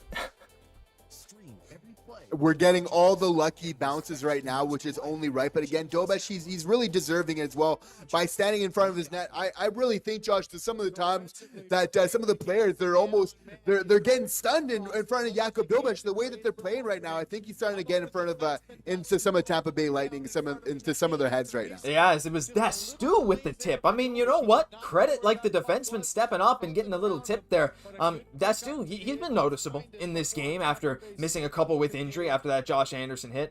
Nick Paul has been not as noticeable, but definitely helping on the draws. As Dave Law saying, oh my goodness, that was so close. We've had a few of them. But I'm not going to say the saying for when things are close because I feel like it's the most overused saying in history. So we're just going to let that slide as it's Newhook pressuring Darren Radish, who goes behind Andrei Vasilevskiy, as it looks like Tampa's just going to regroup as you see Kucherov out there on the ice. Tampa sending out some of their A players here, trying to get some offense going. At 4-on-4, Tampa's got some skills. Kucherov's able to get in close, and Dobes with a big save, and it just squeaks wide once again. The bounces, Jesse, are favoring Montreal in this one. And you have to wonder if eventually Montreal's going to be able to capitalize and go the other way with one, as they've been hemmed in their own zone for a decent chunk here. But a great physical play by Newhook.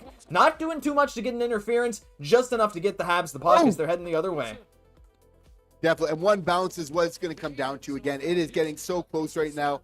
Lane Hutson right now is just buzzing there on the ice. He's just looking to really make something happen.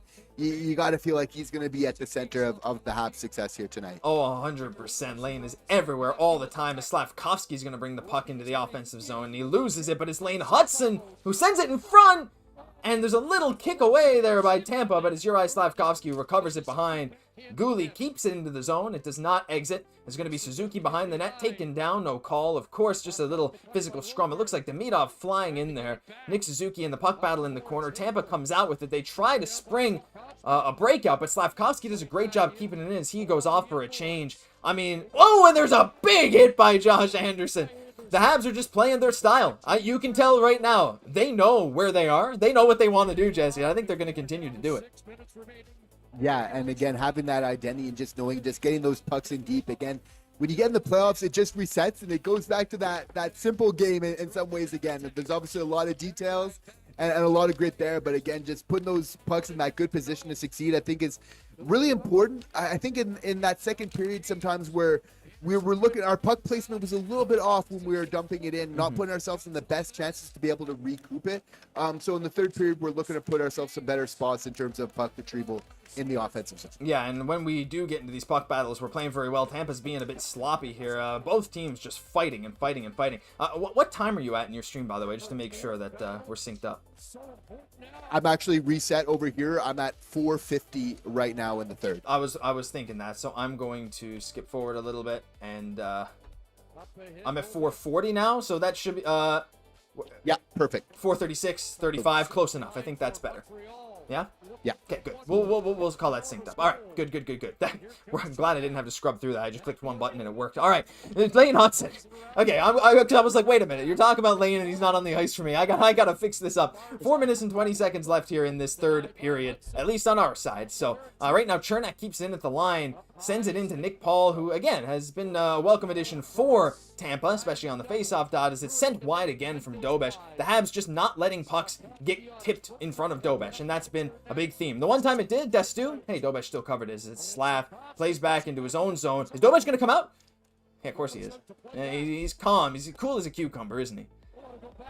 Every single time, and that's what we love about him. Like, his puck playing ability has just improved so much over the course of this year. And it's truly a weapon for them where now they're able to exit the zone and now get in the offense really quickly because of it and create a good scoring opportunity. 3 minutes and 44 seconds left in the third period. Fresh off another Habs chance off the rush. Jakub Dobeš, phenomenal tonight. A few lucky bounces off the post, of course, but this play by Lane Hutson, as we're seeing the replay, Nick Suzuki tried to drag it to his backhand, would have had a goal, but a great little stick there. I mean, I don't know what to say at this point. This has been unbelievable. If you look at Money Puck right now, chance of winning, 50.02 for Tampa, 49.98 for Montreal. I have never seen a more 50-50 split in a game, and it's fair. I mean, both teams getting their chances, but it's just which goalie's going to break first. And if you look at the deserve to win meter, Montreal's sitting at 60% on the deserve to win meter. Oh, it's bouncing back a bit to 55, 54. We'll see anyway, but Money Puck's model seems to favor Montreal, especially in this third period. Montreal has really outchanced Tampa. If we go to natural stat trick, which I will do right now, and let's report on some of the scoring chances. 7-5 scoring chances in favor of Montreal, 3-2 high danger in favor of Tampa. That one checks out for this period. But the goalies, again, story of the game, Jesse. If I take a look over here, I look at Andrei Vasilevskiy, 3.18 expected goals against.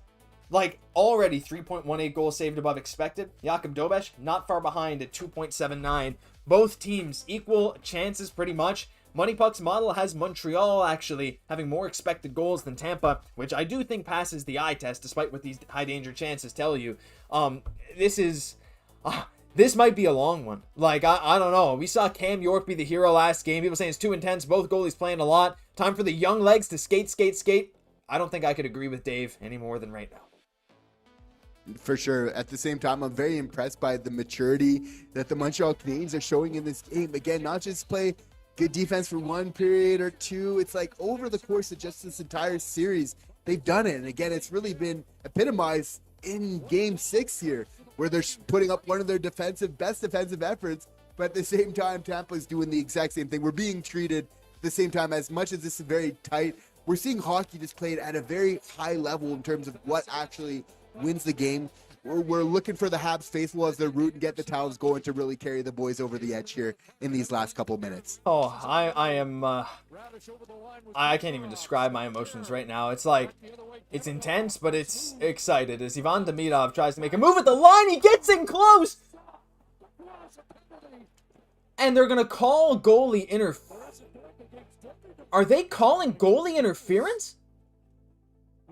That would be a bizarre call. It seems like he's just going hard to the net there. That is a tough call. That is a tough call to be making.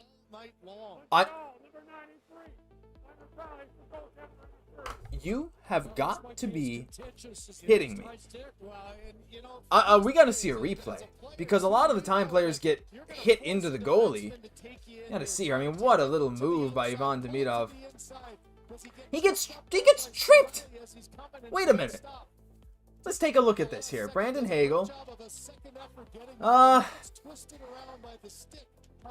don't know how you can call it that. Like, Sorelli's stick was in on him.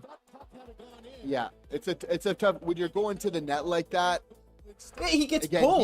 He's got to be able to take the puck to the front of the net like that. He's not going to run over Vasi. For me, that's a very suspect call, especially considering the amount of time that's being left on the clock.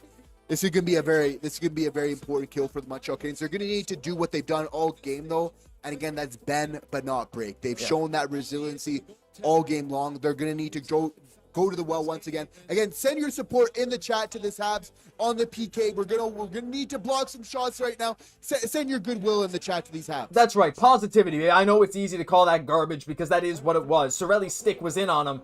That is one of the more brutal calls we've seen. You could argue it's a make-up call for the non-call on Matheson. I don't like that kind of logic, but it is what it is.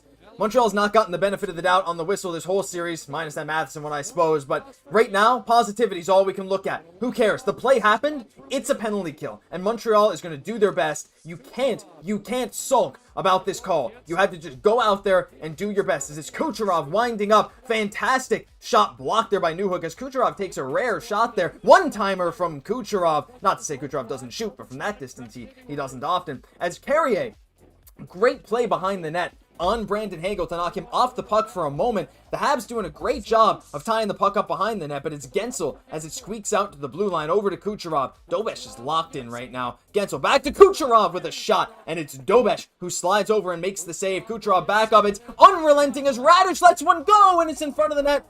But Jesse, Alex Newhook, been everywhere in this third period. Fantastic penalty kill.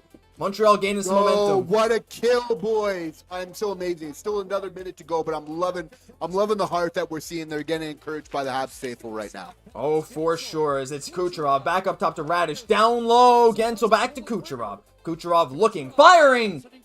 Missed the net as Deno in there trying to poke the puck out. Gouli in the corner fighting with Brandon Hagel. Gouli's going to try to waste some time. He tried to hit Matheson, but it goes straight to Tampa as it's Kucherov back above the hash marks looking at the net. Looking to shoot. Passing over. It's Guentzel. Tries to feed it in front to Point. Point couldn't get a clean shot off. Kucherov back in the slot. Fires and it's a save by Dobesh. Back up to Guentzel. Kucherov. One-timer Radish. Dobesh was in the right place, but the puck got deflected. And now it's back to Let's Guentzel. go, boys! Let's go. Get the hype going in chat. 15 seconds. Can you hold on for 15? The puck bounces in front. It doesn't go. Jesse, this penalty kill has been, I don't care if it's luck, it's heart, it's effort. The Habs have killed it off with only 3 seconds left. W's in chat. Get some W's. Let's go. Have down in front, and it's Dobesh who covers the puck. The biggest penalty kill of the season with 1 minute and 15 seconds left. Montreal staves off Tampa. And Jesse, we are getting in to the end of one of the most exciting games of the whole year. Let's go, boys. That was the biggest penalty kill of the entire year. And again, it flashes of Game 5, right, where this team is just showing such tremendous heart, where they're throwing their bodies in front of the pucks. So nice to just be with you guys here as we're truly witnessing history as this Montreal Canadiens are putting everything out on the line, showing them how much they want this Game 6 W. Oh my goodness, every single channel member in chat needs to spam the Dobesh brick wall emoji. I know there's a whole lot of them in there, but you know what? Now, Tampa got that penalty call, no more complaining. Even slate. Yeah, you could argue double minor for Matheson, whatever. Wow, that point shot, not point shot, but the shot by Brayden Point. But Dobesh, that was almost a little poke check on Hagel. Was it off his stick to cover it up? I mean, the intensity right now, the fans are so into this game. Kucherov looks pissed. Tampa's nervous. 1 minute and 15 seconds. The draw is in front of Jakub Dobesh. Nick Suzuki takes it. Carrier wins it, Jesse. 1 minute left. Can we get this done in regulation? It's, again, they're going to be gunning for it, right? Here, obviously, this game is just absolutely wild. There's no telling what's going to happen next. I'm just loving the heart from Dobesh there. With the blocker, just saying, that's my puck. You can't have it. Really making its claim in this game here tonight. Oh, he's been doing unbelievable stuff. I like the chat here. Habs fans suck. Let's go Habs. I don't know if you're trying to punk us or what. I don't know what that is. I'm assuming it's a typo. But also, kind of true at some times, you know? Like, some fans go too far, but we have the best fans in the league. There's no doubt about that. 35 seconds left as it goes behind Andrei Vasilevskiy. And it looks like both teams, they kind of just want to break. I think they're both content letting this one go to overtime, but I think Montreal wants to just push the pace. Tampa's kind of just playing pretty easy right now as it's the Habs who lead into the offensive zone as Josh Anderson out there with Deno and Evans. Anderson back to the point, down to Anderson as it's Jake Evans behind the net, trying to feed out in front, can't do it, and with 10 seconds left, it's back to the point, fired! Oh, deflected, hits Darren Radish in front. Anderson behind the net, maybe one last chance here. Josh Anderson with 1 second left, point shot, not gonna have time. The buzzer sounds, and Jesse, once again, for the 4th time in this series, this game is going to overtime. This series has already taken years off my life. It might take a decade off at this point. So incredibly tight. I mean, if anybody, was thinking that this game might be tight ahead of time based on how it's went so far, they'd absolutely feel right in doing so. Like, it's just how the series has been every step of the way, and really seeing some disciplined hockey going both ways. Again, from the Habs, from what we can control on our end, again, not taking too many penalties, keeping emotions in check for the large part. Again, I'm seeing a lot of positives here to build upon. It's just, I think, two really good teams playing a very strong brand of hockey right now. It's exactly what it is. I mean, this has been, I don't think it's a stretch to say this has been the most fun game of the entire playoffs, at least that I've seen. I mean, there have been some great games. Philly-Pittsburgh, I mean, same thing happened yesterday, right? I mean, are we going to repeat what happened? That game, Cam York, late in the first overtime, fired a point shot that went posted in off Artur Shilov's. I mean, this is unbelievable, right? I mean, we're watching some stuff that you just don't see in the NHL very much. This series is stuff that hasn't happened in so long. I haven't looked at my phone. It's been blowing up. A whole lot of people texting me, "Go Habs, go, go, go, go!" And yeah, I mean, this is unbelievable. I mean, everyone in chat, who gets the game winner now? Because it's overtime. Does that change your prediction, Jesse? If it's overtime now, or are you sticking with your guns? I think, yeah, no. If we're doing the vibe check right now, just speaking from the heart, I'm gonna go back to Tessier here. I think that third line has just been so good. He's been able to make things happen when this team really needs it. Again, getting that game-winning goal in the last game. I'm gonna go back to Texier for this one. Yeah, that's I like that call actually. Alex Texier getting it done in overtime. I think it does change mine a bit too. I was saying Alex Newhook. Now I get my excuse to just say the Capitaine Nick Suzuki. I feel it, man. I can't help but feel it. Nick Suzuki, I'm going to send some Suzuki emojis in the chat. I want everyone in the chat to send who they think will get the game-winning goal. I think Tampa Bay is going to win, says the Brewmakers. And that's fine, too. It's fine to be wrong. So it's okay. But yeah, I mean, we'll take a look at... Oh, it wasn't a typo. Habs fans are horrible. Go ahead. Okay, yeah, still love the team. Y'all just suck. You know what? Fair enough. I'll take it. You respect the team, don't like some of the fans. I'm hoping we can change your mind, though. We are very positive fans, and I hope you feel welcome here in this chat. So, hoping the Habs fans in here can help change your mind just a little bit, because that's what we're all about. Peace, love, and positivity, baby. That's what we do here at Habs Digest. Thank you for being in the chat. By the way, White Wolves, thank you. Jake Carroll saying, Slav in OT. Mathis, no, you can't see the screen. That's illegal. They would take all of our YouTube channel, and we would never be allowed to stream again. So I'm sorry, I can't. Sportsnet would come for us. Cole will get the OT winner. A whole lot of Cole Caufield, Jesse. I mean, you know, it'd be poetic, right? The 50 goal scorer to pot one in OT at home. It's not a Saturday, but hey, if this game goes long enough, it just might be. For sure. He's good when it matters so much. Close enough to Saturday night. And again, guys like Lane Hutson, you got to feel are just extremely clutch. Just so good. Like, Josh, like, who do you feel like has really been like the standout player for you, like in this game? Like, if you're given like a first star, let's say right now for the Habs, like who's really coming out for you right now? I mean, it's hard for me not to say Ivan Demidov, just because of the amount of play. Yes, that penalty at the end, but like I don't even really think that should have been a penalty. Like I think the defensive play for Montreal has been fantastic, and that has been a major game changer for us. But I think Demidov, like, yeah, he didn't get a goal, but he has created so many chances in this game. It's unfortunate he doesn't have a goal. For me, it's maybe him or Josh Anderson, who once again finishing every single check, always in there on the forecheck, creating opportunities. I think for Montreal, it's one of those two guys. The other easy answer is, of course, Jakub Dobeš, who probably, honestly, should have been the first one to come to mind, just in terms of the insane performance. One of those three, I have a hard time picking one. If I had to pick one, probably Dobeš, but I think there's been a whole lot of guys that have made this game a lot easier on Montreal, let me say. I like Jakub Dobeš and the poise that he's showing. Again, just being so aggressive. And the fact that we can maybe call him the best player for the Montreal Canadiens through 60 minutes, again, just shows the wealth of riches that that this team truly has here. Again, like, he's coming out of the net. He's making aggressive plays. He's truly being the difference maker in so many ways. I would also give an honorable mention to his best bud here in this game, Philip Deno. I think just obviously saving the goal earlier, but just being like so good defensively.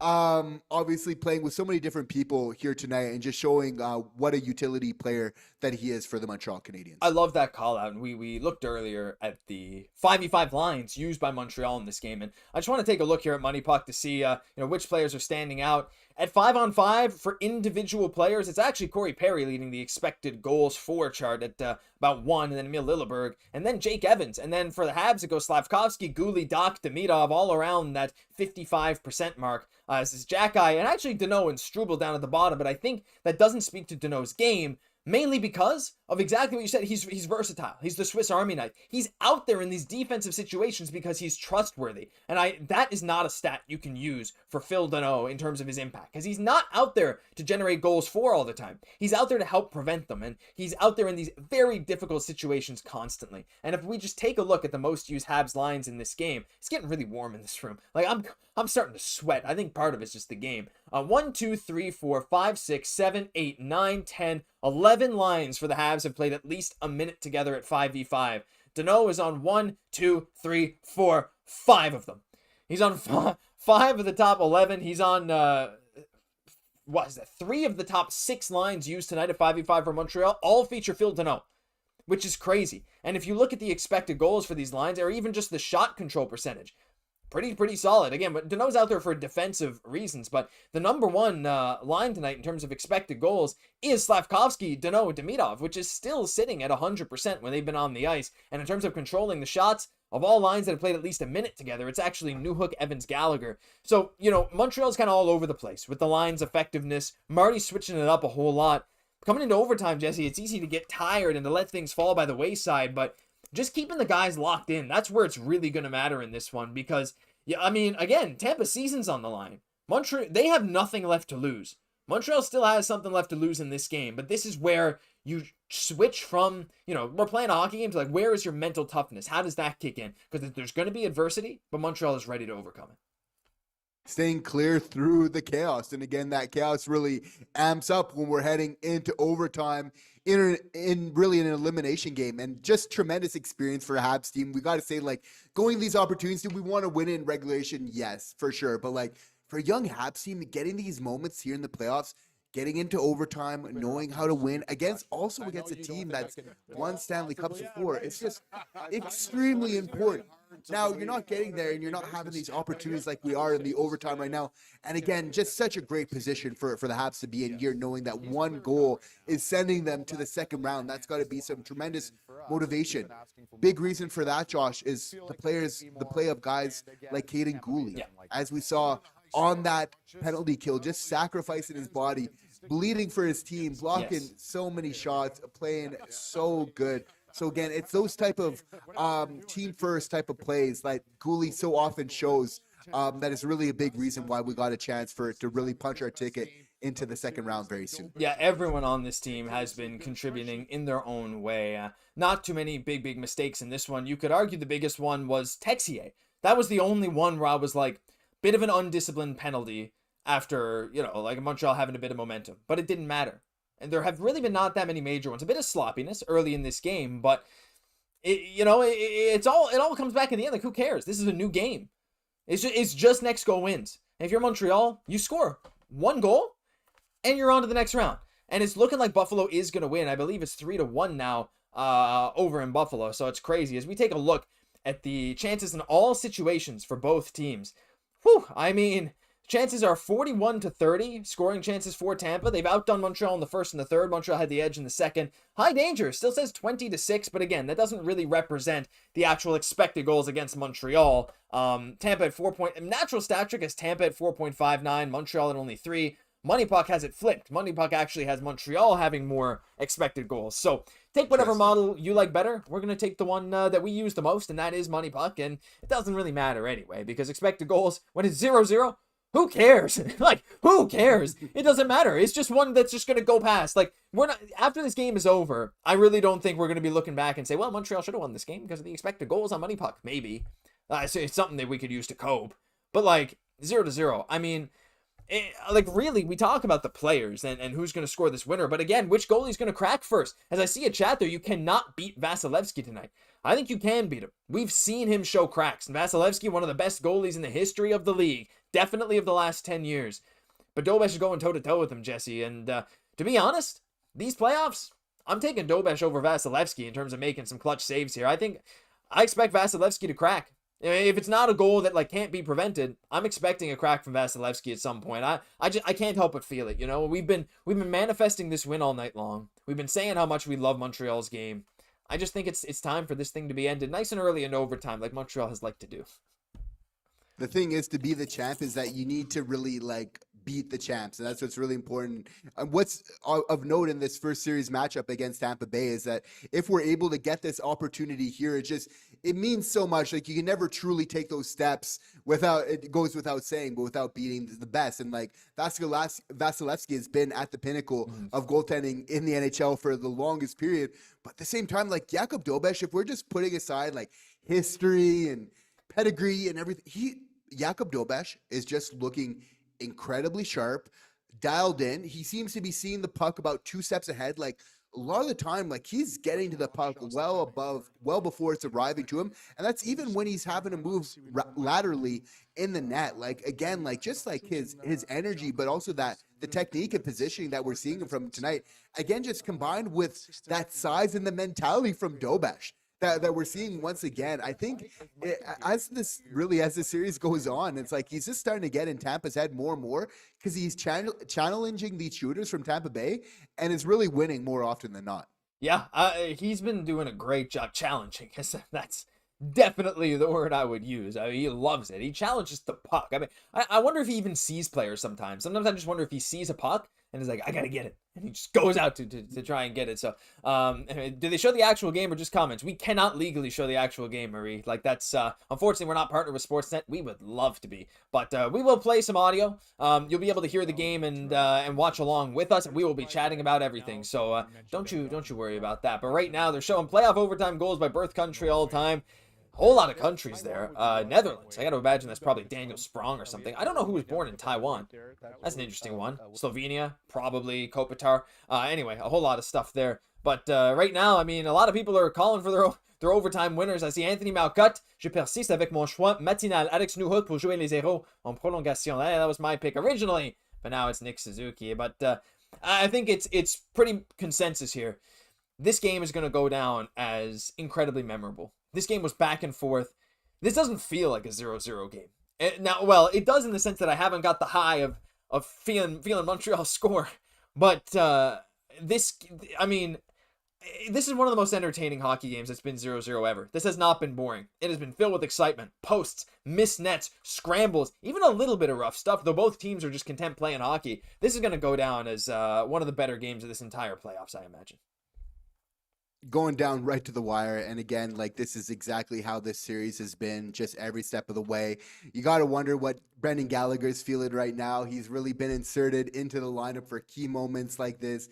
We're going to look to the vets when it really matters, when emotions run high, especially in overtime at home. It's going to be the vets that are really looked upon to really settle this group down, provide them that poise, that experience to really drive us through to get the big series clinching win here tonight. Yeah, absolutely. I see a lot of people asking to put the game. Look, it's you'll get some stuff. Mark Orr, keep the faith and go Habs go. Mark Orr, one of the biggest supporters of this channel ever. So thank you so much, Mark, for being here.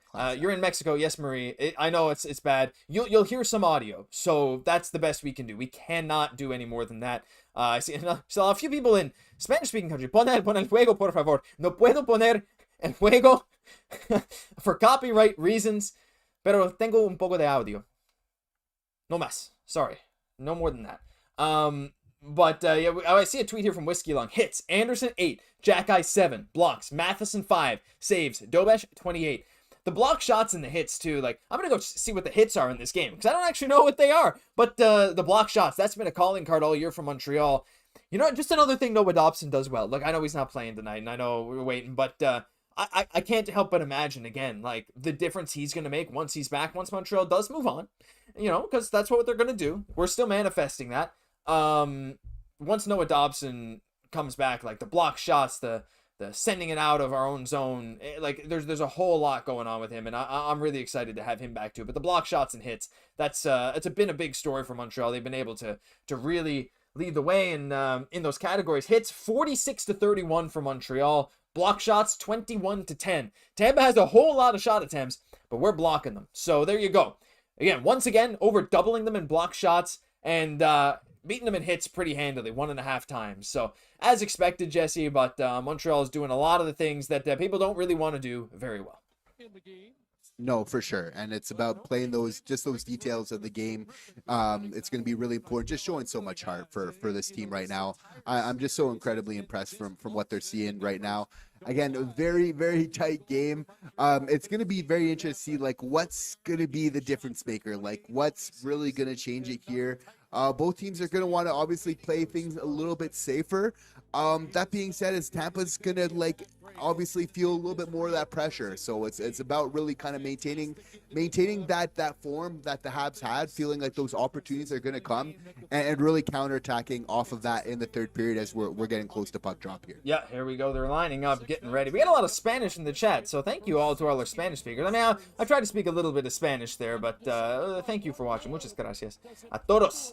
Aquí, merci beaucoup à tout le monde qui est ici. Thank you everyone for watching as we're getting ready for the puck drop, and Slafkovsky and Hagel are already, they almost went into taking on their own. Thanks for the platform. You guys have a great back and forth channel. I'm an expat Canuck in LA with bitter effing feeling towards Habs fans, but lifetime Habs fan. Thank you very much, White Wolves, for being here. We hope you're enjoying your time. Hope everyone's enjoying their time. Jesse, overtime's underway.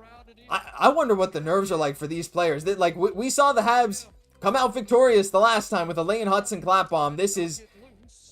I think my heart's going to sink and jump out of my chest a million times in this one. I can't wait to see what happens. And winning in those overtimes before, again, just having that precedent is going to be very big for the Habs. Of course, they're going to rely on one of their best playoff performers here in Lane Hutson, so expect for him to really show out here in the overtime when it truly matters the most. Yeah, and he's, I'll take a look at the ice time here, actually. Ice time right now, leader, Demidov in on, and he nearly scores as Vasilevskiy makes a great glove save.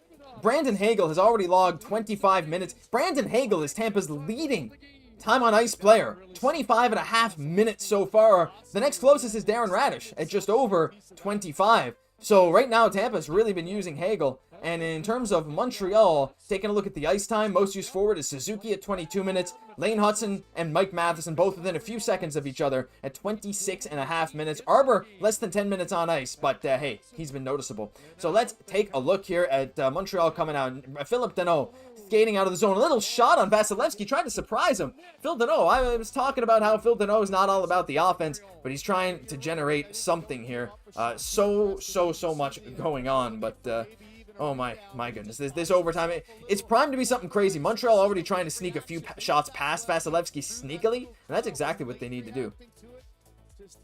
Yeah, definitely, and it's just about keeping that going, getting that volume on him. It's not going to be a pretty one that makes the difference here, so it's just about getting that volume, knowing it's going to come out as a result. Yeah, 100%. As we're waiting here for another face-off, let's take a moment to breathe, right? Let's just...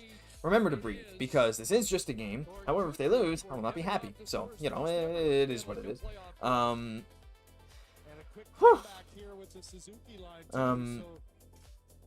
There's a whole lot of people trying to ask me about this game, but here we go. The puck is dropped. It's Dastu who gets the puck, and Suzuki's back out there. I mean, you gotta think he's gonna be out there a whole lot in overtime as Montreal forces it back into the Tampa zone. It's back over. Suzuki plays it in for Caufield as Slafkovsky is out on the first line once again. Montreal using their normal top line, their best line. Slafkovsky wins a puck battle against Dastu. Caufield tries to stick it in on the wraparound. Doesn't quite go. We've seen Cole pull off stuff like that before. I remember that Seattle game winner one time. Hutson rips a shot. It does not get through, and another shot there from Caden Gooley. Suzuki back over to Hutson. Little deke at the line to get around Gonsalves. Wires it at the net, but is blocked by Dastu in front. It's Lilleberg behind the net who tries to clear it out. Puck's just sitting there. Tampa's looking to go out in transition, but they're just going to flip it out. And it's Gonsalves versus Carrier here. Hopefully Carrier can run him into the boards. He does. Montreal gains possession. Great start in overtime, Jesse. Already Montreal making some serious noise. Yeah, definitely. And it's, again, just about playing our speed game, playing our type of game, which is so important. Now's not the time to be switching up. It's about to stick to what's been making us successful all year and really double down on that here in this overtime. That's exactly what you need to do. Kirby Doc pressuring the puck. Can't quite get it. Tampa's out in transition into the Montreal zone. Whoa, it was a dangerous pass for Jake Guentzel, but he couldn't quite get it as there's a little break. Oh, it does hit Alex Texier and goes behind Vasilevskiy. He does not get the break that the Habs wanted. Ryan McDonough recovers the puck. Doc tips it, but it does go to Guentzel, and Tampa recovers it behind their net. Bolduc came in and tripped McDonough away from the play, but the refs are not going to call that in overtime. The puck is deflected out of play with exactly 17 minutes left to go. I mean, I don't know. Like, I feel like the tension in my voice has gotten higher. I think everyone's just waiting for to explode in one emotion or another. But Jesse, that wrap try by Caufield, Vasilevskiy, great positioning. That's the thing. These goalies, it's just going to be one mistake that costs them, and that's why people like Hutson are just trying to put the puck on the net, and that's what's going to get you that goal if you're sneaky like that. It's going to take a really good shot, obviously, if it's going to be clean. So we're looking at a guy like Cole Caufield, where that's his specialty. That's where very much it can come in handy in a big game like this. Absolutely. And you know what? Speaking of Caufield, we got a super chat, super cool, coming up on screen. White Wolves, you have been amazing to have in chat today. Thank you so much for being here. Oh, the Wolves in the chat. I love it. Like the Wolf heads for the Habs after they win a game. I heard that if you make a $20 super chat that it guarantees victory for the Habs. Is this true? Or do we need a minimum amount of super chats to get the win? Well, we don't need any super chats to guarantee the win, but we are incredibly appreciative of your generosity. That sincerely means the world to us, and we hope you're enjoying your time here in this chat, because that's what we always want to do. Make sure people are enjoying watching the Habs with us. Thank you so much for the $20. Jesse, the fans are loving it. And you know what? I think that definitely will help. I'm going to try and get my line down to Marty St. Louis. Let him know what just happened here so he can get the boys to play a little harder. It's all hands on deck, and just the support and the appreciation, right? Like the boys, they feel it. And right now is the time when it matters the most. So thank you for that. Thank you, White Wolves. Appreciate it. So here we go. Darren Radish is, it's been, again, my heart's been a bit in my throat. It's been absolutely crazy. Struble drives Dominic James into the boards. As you see Struble and Jack-Eye out here, less than 5 minutes into the overtime period, both of them only logging about 10 minutes in regulation. Newick does get a little bit dummied there by Dastu, who's known for laying some big hits. Jack-Eye loses the puck battle. They try to get it to Dominic James, can't quite get it there. Anderson looks to finish his hit on Lilleberg. Would have been a bit late as the puck is fired on Dobesh and just goes a little bit wide. Montreal once again not able to clear the zone. Tampa, there we go, and it pops up. Tampa putting on some pressure, Habs putting on some pressure. What else did we expect, Jesse? It's back and forth. I mean, I don't think this game could have gone any other way. This is par for the course, right? It's just like, is it going to be like some type of turnover, some type of opportunity 2-on-1? Because 5v5, it's very tight. It's just who's going to create that 2-on-1 opportunity and really be able to make the most of it from there. Yeah, that's right. I mean, we saw it last game. Mike Matheson, that one shot that went wide, or went high, or whatever it was, hit the glass, caused a 2-on-1 the other way. Something like that could very well happen in this game. You got to be disciplined. You got to be ready to play defense. Take calculated gambles, though, because you still need a goal, right? This game can't go on forever. So we'll have to wait and see which team breaks first. Bend but not break. The team that breaks is going to lose this one. That's just how it goes. Brandon Hagel behind the net, being hounded by Lane Hutson. This is Josh Anderson looking up top. The puck is loose in front of Jakob Dobesh. Brandon Hagel cannot put it home.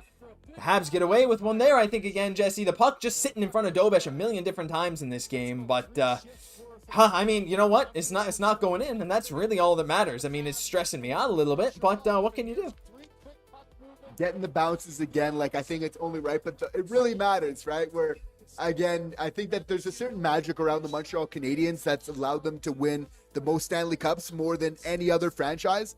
And it's really what's going to serve them here in this overtime period. Can we harness that magic from all those years? We saw Cornelier with the Flame earlier. We've seen the great Habs legends, right? Like bringing the Flame to center ice. Are we able really to harness that energy that is a part of the Montreal Canadiens history here in this overtime period? Yeah, for sure. As White Wolf saying, what do you think? Habs are small and fast. Do you think they can go to the distance versus bigger teams? I do, because Montreal's bigger than people give them credit for. Slav is big.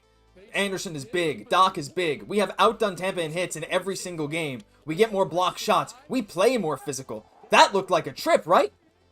Big power play coming up here, boys. Oh, so you're a couple seconds ahead of me, I think. So that's good. I'll have to sync that back up. My goodness. This is it. This is it. Here we go. Montreal is going to the power play in overtime. Oh, it's meant to be. And guess who's going off? It looks like it's Nikita Kucherov taking out the legs of Alex. Oh, I mean, let's see here. I mean, yeah, it's a trip. That call's been getting let go a little bit in this game, but refs call that one. It is what it is. That last thing, not arguing, just saying, says White Wolves. Oh, I know. I agree with you, though. I think Montreal can go. I really think they can go toe-to-toe with any team in the league. You can do this to Tampa. You can do this to any team in the league. Ready for a power play, Jesse? I think some people said Cole. I think this might Cole or Suzuki. Something here. I feel like something's got to give. I'm ready for this. This is huge. The big guns are there, and we're getting offensive zone time right away off the bat. Oh my God, Slav so close to winning it all here. You're way ahead of me. I got to skip forward. Okay, what time are you? I'm at 14 now. 13:59, 58. 14:14. We are 14:14. Okay, let me go back. I'm at 14:06. 5. That good enough? Okay. Perfect. Yeah, just trying to make sure this is synced up. Okay, here we go. So Hutson sending it up. Ivan Demidov trying to get into the zone. Nick Suzuki can't quite see it. A little bit of some rookie shakes from Ivan Demidov, but that is okay. You know, that's all right. It's what's going to happen with 1 minute and 20 seconds left on the power play. It's Lane Hutson bringing it up the ice. Passes it over to Cole Caufield. He's going to cycle it back for Suzuki. You're sure. Suzuki flying up through center, enters the offensive zone over to Demidov, who tries to send it over to Hutson. Oh, or that was the Slav, sorry. Ivan Demidov down below the hash marks. Down to Suzuki behind the net. Back out to Demidov at the hash marks, looking at the goal. Tampa focusing on him. Juraj Slafkovsky down behind the net, getting pressured hard by the Tampa defense. Lane Hutson at the point, looking over to Cole Caufield. Caufield down to Suzuki. You're looking at Slav here. Up to Hutson, one-timer. Oh, leg save by Andrei Vasilevskiy. Jesse, that one-timer from Hutson, we know what he can do with that clapper. He tried to end it once again. Really good look. That's the type of play they should be doing. Solid execution on this power play so far. 100%. This has been unbelievable so far. Oh, Hutson goes. That's a tripping penalty. They did not call it. Oh, the stick was in the legs of Hutson, and Habs fans are not happy. I am not either. But I guess the refs, they called the first one. They didn't want to call it again. Is this Nick Suzuki? I wonder if these guys are going to go off for a change. Suzuki misfires on the pass, and Tampa's going to recover, and I have to imagine burn off the rest of this penalty as McDonough's going to circle back into his own zone, burn off the end of this power play, and that's going to be it as Montreal cannot convert on the golden opportunities. Is Brayden Hagel in with a shot, but Montreal's defense stymies him. Suzuki needs to get off the ice. He's tired. Leads to a turnover. It's Kucherov out of the box. And it's Jakub Dobeš what a once save again. by Dobeš. Let's go. Dobie's a brick wall in front of the net, saving the game for the Montreal Canadiens when it truly matters so much. Jakub Dobeš, baby. Dobie is a brick wall. Let's go. What a stop from Jakub Dobeš. Unbelievable. Unbelievable stop from Jakub Dobeš. This game has been so intense. The Habs getting some incredible chances to end the game on the power play. Hutson nearly scored that, Jesse. That was so close. It was a fantastic save by Vasilevskiy, but Suzuki, at the end of a double power play shift, made a couple of errant passes leading to Tampa getting in close. But tried to go under the arm of Dobeš, but he was there. Stymied him, Jesse. It's just a matter of which goalie will break first. Neither one of these guys want to be the one to let in this winning goal. This game is absolutely nuts. I'm loving the heart that we're seeing from Dobeš there. Solid execution on the power play. It's too bad that we're not able to get it going. This is a story of just two goalies playing phenomenally well right now. I'm just going to change my camera right now. Just obviously having some, the game just being a little bit extended right now. So I'm just going to change that up right here. Yeah, no problem at all. No problem at all. We'll swap this out. We'll go here. We'll go here. I think we're good, actually. So, yeah, we'll pop this back up. And I'll adjust you, my friend. Don't worry about it. I'll adjust you. And there we are. There we go. We got the different camera, but it actually looks quite good. So we're good. We're good. Habs still in overtime. The game going long. Things are dying. I'm lucky nothing's died on my end here. We're getting late into the night here on the Rock. It's nearly midnight. You guys know. The real fans know. Oh my goodness.